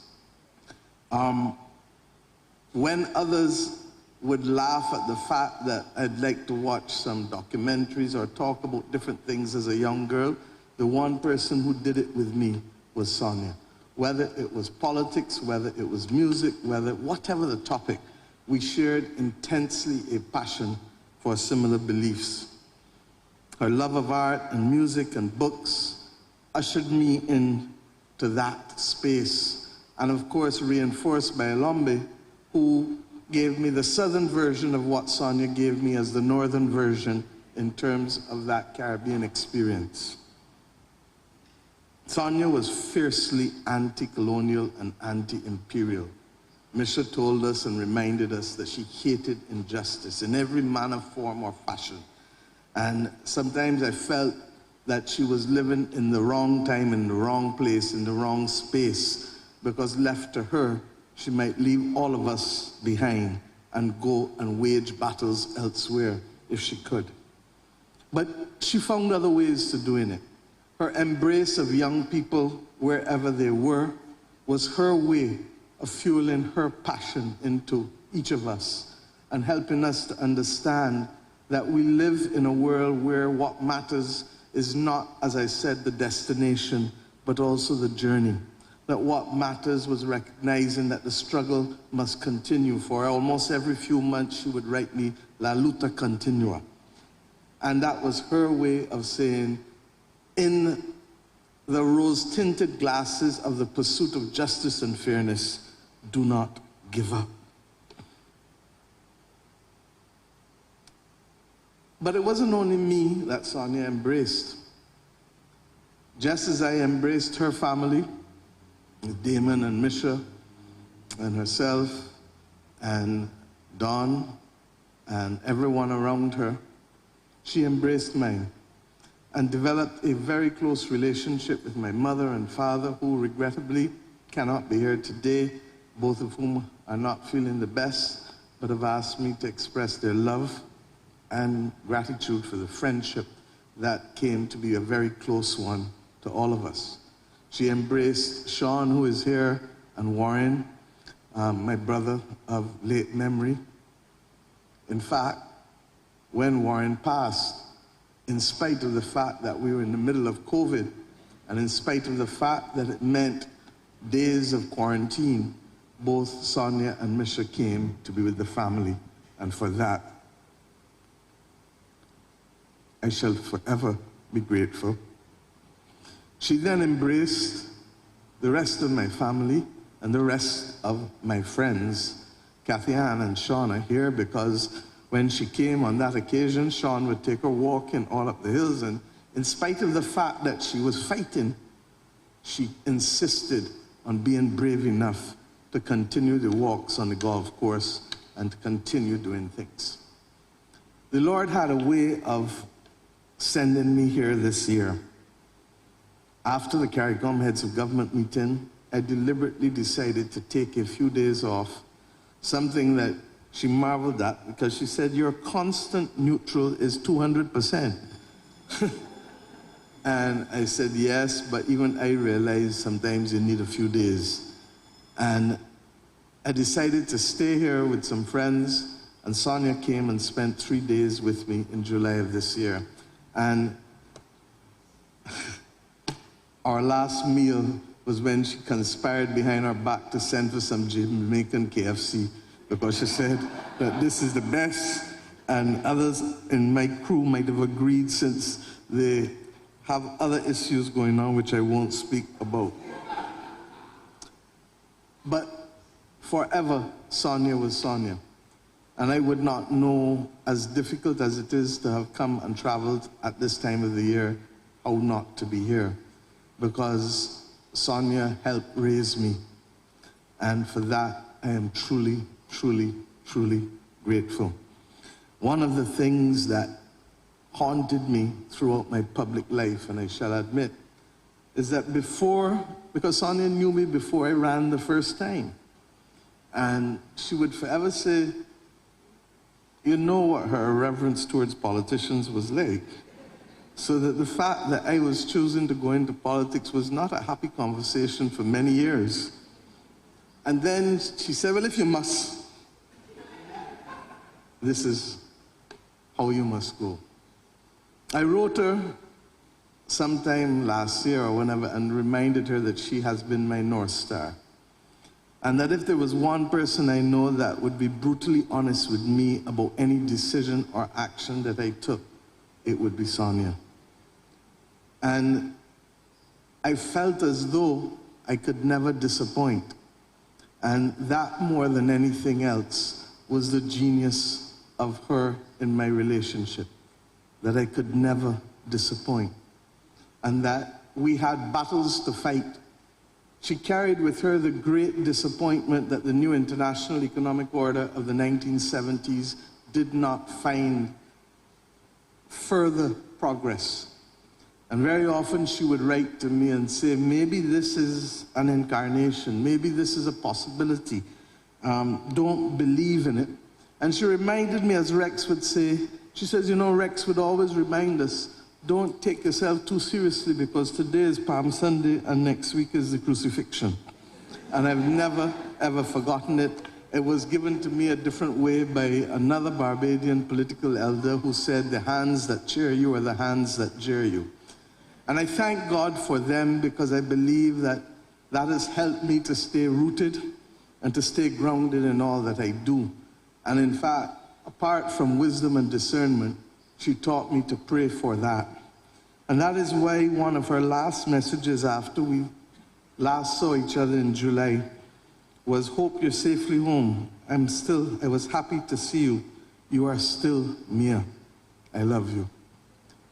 And those simple words meant more to me than many other things, because to walk this journey and to remain grounded is a simple ambition that I have, and it has largely been shaped not only by my own instincts, but reinforced by what she did to help ground me and to make sure that you never forget why you came to this day and what you are serving in this day. Sonia, I believe that the same technology that we would rail against sometimes has actually given us a blessing.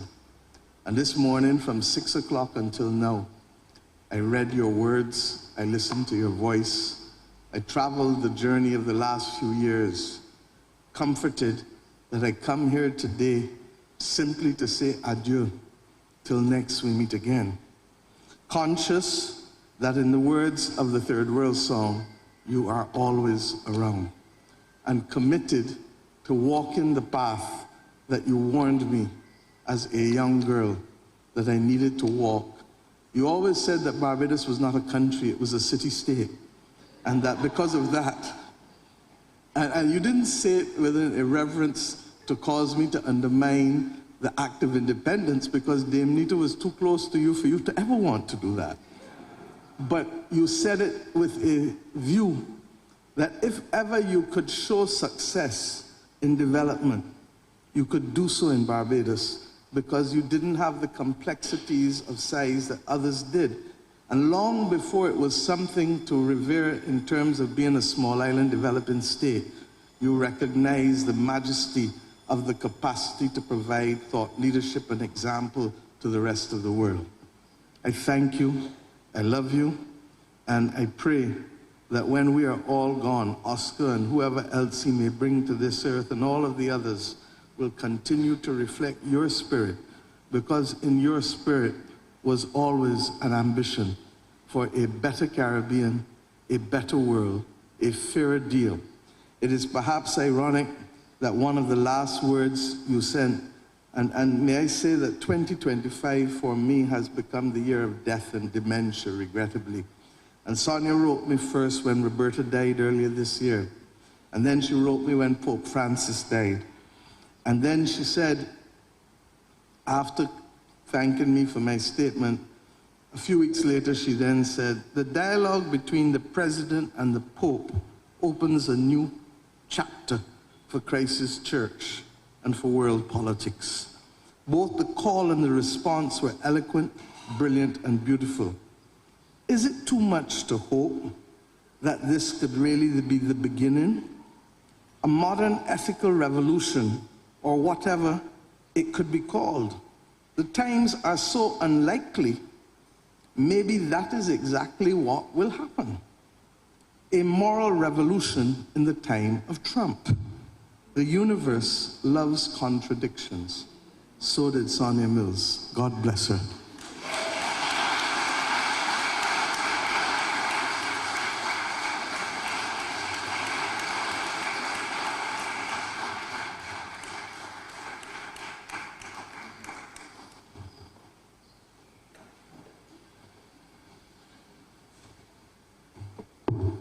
Sonia's love for her one son is perhaps rivaled by her love for her grandson.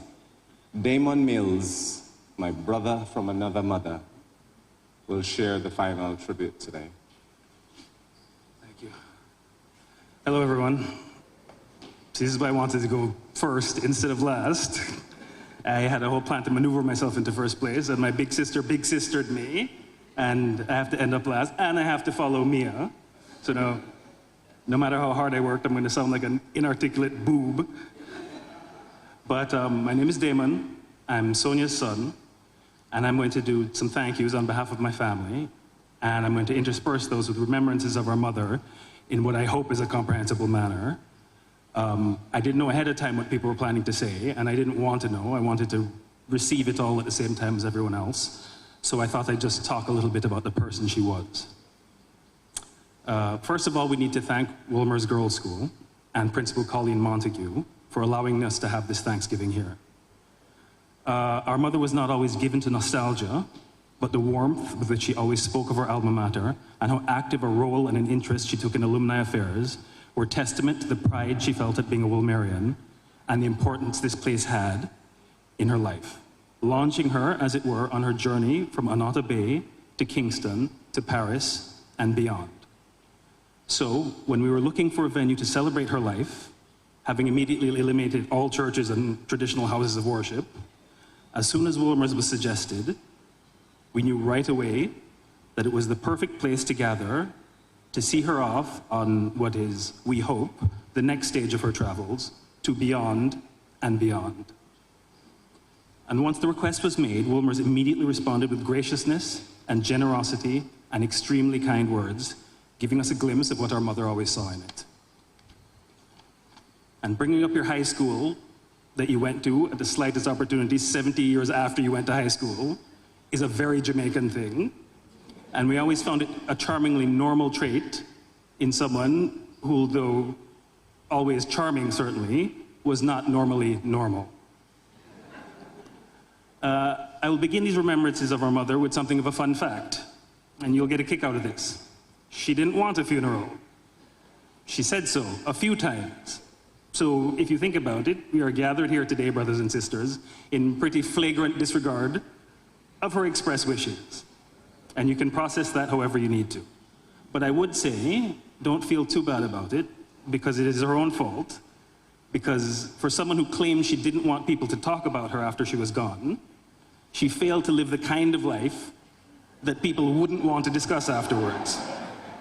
Now, that was either a triple or quadruple negative, but you understand what I'm getting at. We would also like to thank our MCs or compares, guides as they call themselves. It's difficult to know what to call them because we still haven't decided what we're calling this. But we'd like to thank Damien and Sabrina. Not just for today, but for being there with and for our mother throughout the later years of her life. They became real family to the extent that Mom referred to their son Yomi as her second grandson. There is a lot of repetition in my speech. They probably don't know this, but Mom told me that she was pleased I was getting to know them because it would give me a reason to keep coming to Jamaica after she was gone. Which is at once a lovely sentiment and also roasting me about my ability to make friends on my own. And honestly, that is genuinely hilarious and I respect it.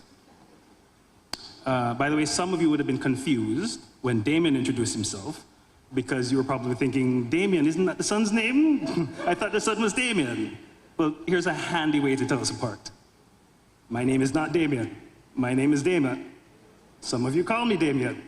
Some of you have been calling me Damien for 50 years. My name is Damon. And I understand you're probably like, well, I'm certainly not going to learn it now. And you know what? Fair enough. When I say Mom wasn't given to nostalgia, I mean she wasn't big at working anecdotes from her past into her conversation. Not that she was hiding anything, mind you. She would answer questions if you had any, and from time to time, she would randomly mention things as if you knew them already. Like hanging out with Oliver Tambo or Betty Shabazz. Or, hey, this is near where I worked as a bilingual telephone operator. This was in London, and I found this out 3 years ago. Today, at this service, I found out from Hugh Small that my mother worked as a press officer in the Jamaican High Commission in London. My mother never mentioned to me that she worked as a press officer at the Jamaican High Commission in London. And there was a lot of opportunity for her to mention that, especially during the years that I was working as a press officer in the Jamaican High Commission in London.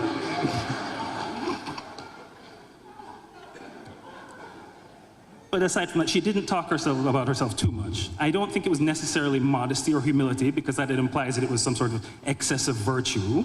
And she certainly wasn't introverted or insecure. She just didn't like being the center of attention. She hated speaking in front of people, which is a shame, because she was an incredible communicator. She was better at putting complex and abstract ideas into words than nearly anybody I've ever heard or read. She was usually the smartest person in the room, frequently the wittiest, and more often than not the funniest. But unlike most smart or witty or funny people, she was completely unburdened by the need to demonstrate to everyone how smart or witty or funny she was, even when you wish she would just a little. But perhaps her own lack of need for a spotlight was the reason she was extremely comfortable around other big personalities. And we were lucky enough to grow up around an incredibly colorful cast of characters like and I'm just mentioning a few who've passed on before her. Trevor Rowan, Pat Broderick, Norma Shirley, Buddy Puyat, Cliff Lashley, Verona Ashman, Barbara Gludon, Louise Bennett. And I'd also like to give a special mention to Crystal Evadne Thomas, somebody who is as responsible as anybody for raising Misha and I, who we also lost earlier this year. She loved to have her friends around. She needed to have her friends around her. She'd be there among them, holding her own, but not holding court. Occasionally, they would stop and call upon her for some clarification or fact check, and she'd offer it. But even then, among her favorite people in the world, you'd still hear that tightness in her voice from the discomfort of having the attention suddenly on her. Anyway, soon enough they would let her off the hook, and the room would be filled again with their big stories and big reactions and big laughter. Parenthetically, I remember at one of the series of parties her friends organized for her 50th birthday, Buddy, Cliff, and Trevor decided to amuse themselves by brutally and hilariously insulting each other for about half an hour. And I can say hand on heart that that was one of the greatest nights of my life. At this point, I'd like to thank some more of Mom's dear friends, Lorna Goodison, Hugh Small, and Arnold Bertram, for their lovely remembrances here today. When I said that Mom didn't want a funeral, it wasn't merely a question of privacy or privateness or grudgefulness, which did feature a little bit, but she despised the idea of people that didn't know her, listening to people who didn't know her, speak generalities about her. So it means a great deal to us to still have true and lifelong friends of hers to call upon to help us paint a picture of her life. Something we keep coming back to is her intelligence. Mom was enormously intelligent. And I know this is something people already associate with her, and it's not a particularly juicy bit of insight, but during the reappraisal of a person's life that you undertake when you've lost them, I realized that even we have a little bit came to take her intelligence for granted. And when I talk about intelligence here, I'm not talking about knowing a lot of stuff, although she certainly knew a lot of stuff. For example, my first week of secondary school, she sent me to school with an extremely stiffly worded note to my geography teacher, who was fresh out of teacher's college and green as grass, complaining to her why our book still had several outdated names like Dahomey in it. The following week, when our history teacher announced that she was a creationist and was teaching about dinosaurs under protest, I kept it to myself. And when I talk about intelligence, I'm not talking about academic credentials either. When I talk about intelligence, I'm talking about curiosity and resourcefulness and the desire to know something today that you didn't know yesterday. Curiosity is a key word here, and it's a word that Misha's also highlighted. Mom was endlessly curious and never tired of learning new things.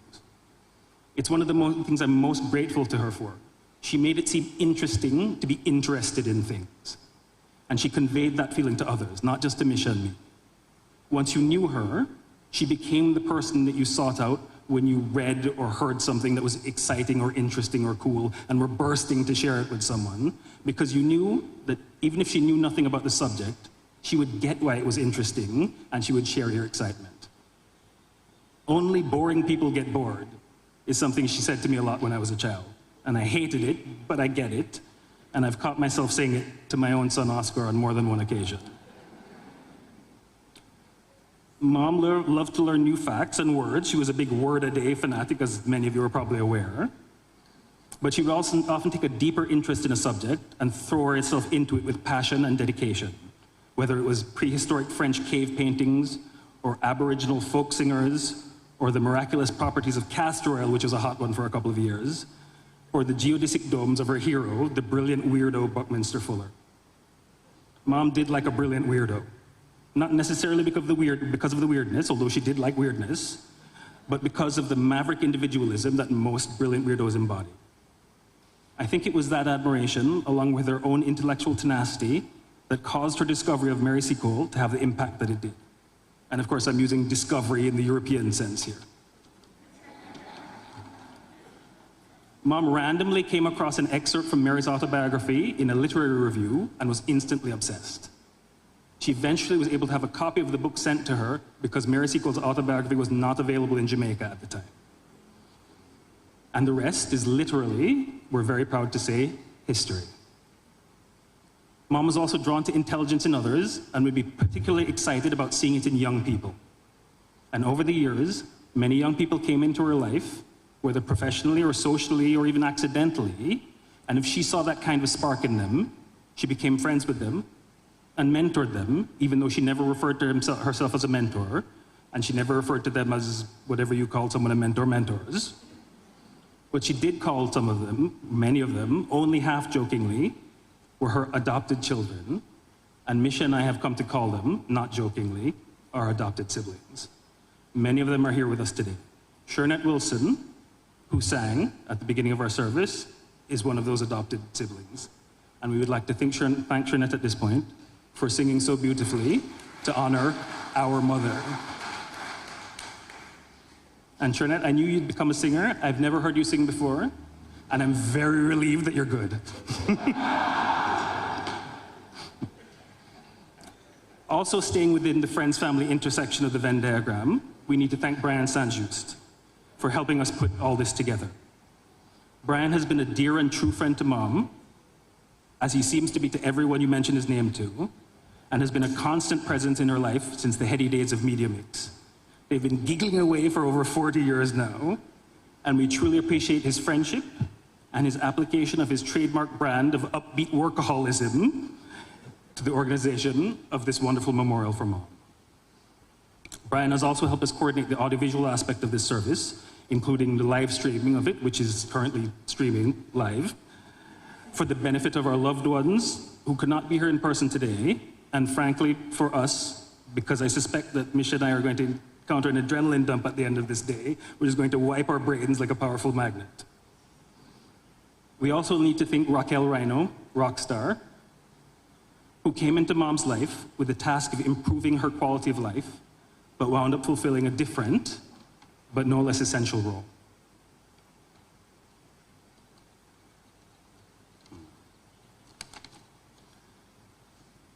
She helped us make our way through this transition with a serenity and even a spirituality that, as Sonia Mills' kids, we don't necessarily access very easily. And in taking on some of the more unpleasantly practical aspects of losing a loved one, she shielded us from some of the more unpleasant extra memories that one usually has to collect along the way, affording us time and space to process and to grieve. We also need to give very, very special thanks to Prime Minister Mia Mottley for being with us today and for her beautiful tribute. We know her time is no longer her own, and we're hugely moved and appreciative that she has taken the time to be here with us. We would never have asked that of her, and being Mia, we didn't have to. Long before she became the leader of the free world, a title I'm using without a shred of irony,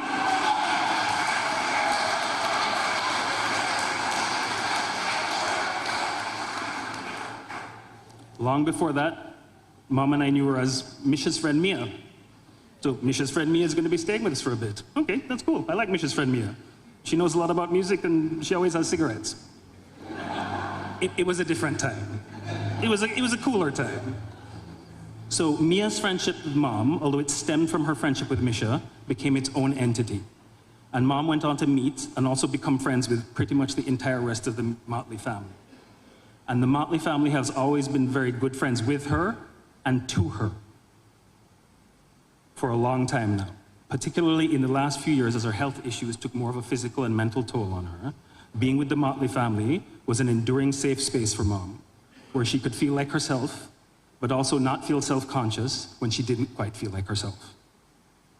Friendships between families that contain multiple points of contact are always a special thing, and the connection between our families has been further strengthened over the years through the sharing of moments of great joy and moments of immense sadness, and it's something that we do not take for granted.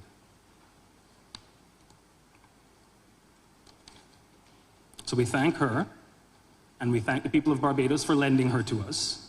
And in the spirit of regional reciprocity, if the people of Barbados need to borrow any of our government officials, please feel free to help yourselves.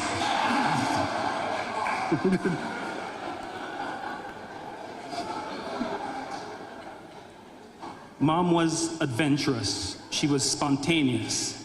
She made plans on the fly, trusting that things would come together. And as is often the case with people who approach things with that attitude, they did come together for her. She was also reckless. She was careless. She dropped things. She misplaced things. She left things behind. but it didn't bother her in the slightest, and she never ever learned a lesson from it because she was also preternaturally lucky. Elaine covered all this. She left bags in airports, she dropped jewelry on New York sidewalks, she left envelopes of money in parking lots, and always managed, sometimes hours later, to find them or get them back. On one occasion when I was 8 years old, and we're still in New York, my favorite hat flew out the car window as we were speeding downtown to catch a movie. I think it was The Bad News Bears Go to Japan. After the movie, as we were driving home, she suddenly slammed on the brakes, opened her door in the middle of New York traffic, reached down, and then handed me, flattened and filthy, my favorite hat. This is just a thing that happened in my life, and I never appreciated until her passing how utterly bananas it is. In fairness, how can anyone be expected to learn any kind of life lesson with luck like that? Despite having many of the qualities of a free-spirited hippie, she was also very capable and very competent. She held many different roles in many different fields over the years and managed to develop a rock-solid professional reputation in each one. Despite her natural reluctance to take credit for anything and her refusal to promote herself, which in Jamaica is, let's just say things tend to go smoothly if you're not squeamish about reminding people often about your achievements. She once contributed an article to a well-known international publication, and after they received her submission, they told her she had to send in a little biographical blurb about herself, just about a paragraph, to put at the end of the article. She said, no thanks. They said, you have to, and sent her some examples. So-and-so is the author of this, this, and that, and is the adjunct professor of something at the University of wherever. Eventually, and with performative reluctance, Mom sent them her little bio, which if you will indulge me, I will share with you in its entirety right now. Sonia Mills is a Jamaican writer. That's it. I think that sums her up best. Not the line itself, mind you, although that's how she always preferred to think of herself, in spite of everything else she did, but her delivery of it. So even though that sentence doesn't say anywhere near enough about her, if you think about it, it says everything about her. Lastly, I'd like to thank you, her friends and family. We were lucky enough to come from a very close-knit family. Mom and her sisters and cousins were very close in age, and they spent a lot of time together during childhood and beyond. And they all made sure that the next generation, their kids, grew up close as well. And I've tried to pass these values on to my son Oscar, hindered slightly by the fact that I had him many, many years after anybody else in my family had any kids.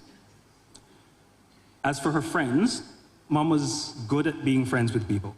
And I know that sounds like something off a kindergarten report card, but it's not as easy as it seems. She spent the entirety of her 86 years on this planet collecting and maintaining friendships. She remained friends with everyone she was ever friends with, and she really serviced those friendships. She checked on them, she listened, she advised if advice was wanted. She knew what was going on in their lives, she knew their families, she knew the characters in their personal dramas. She managed to be present for all of them, even as illness robbed her of a little more time and a little more energy every day. After her passing, when Misha and I were trying to reach out to as many people as possible to break the news to them directly, everyone seemed to have just spoken to her. Everyone had just spoken to her just before it happened, or even on the day it happened. And to people like me, who make maybe unnecessarily heavy weather of the simple business of keeping in contact with the people we care about, this seems like some kind of superpower. The Jewish people have this thing that they say after you lose someone. May their memory be a blessing. Now, I'm not really a blessing guy, despite the best efforts of Bartholomew of Constantinople. What I usually get is the other thing. But just for today, I will say that after Mom's passing, it has felt like a blessing having so many of you come to us and tell us how much she meant to you. And it's also been a blessing for us to have the opportunity to then tell you in return how much you meant to her.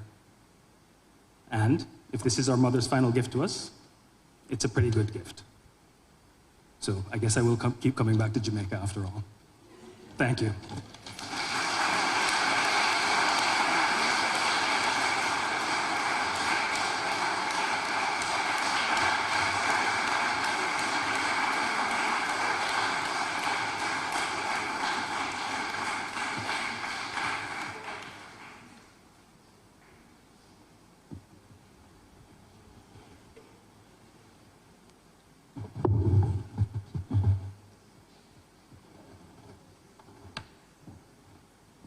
You know, Damon this morning has been fun, but now that we're at the end, I can't help but really acknowledge that Sonia is not home. But we press on, because that's what she wants us to do. Well, the good thing is Misha and Damon are here. And anybody who knows Sonia, which is everybody, literally heard all of her dry wit and humor in Damon just now. Yes. Wouldn't you agree? Oh my God. Wow. We have been truly blessed to have experienced the force that is Sonia Mills. Well, Damon already did a thank you, but thanks to everyone who contributed to making today possible.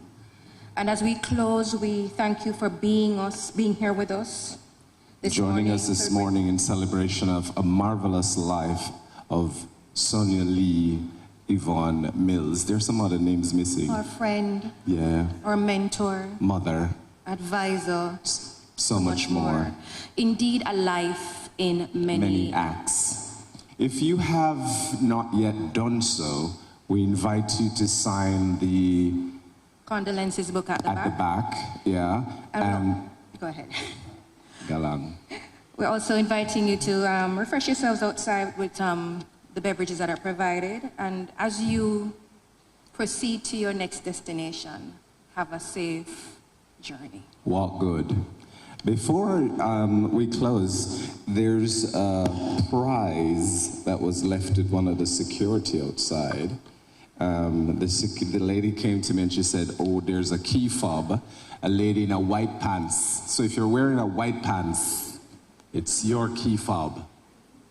Right, Mia? I'm just saying. But walk good, ladies and gentlemen. Thank you so very much.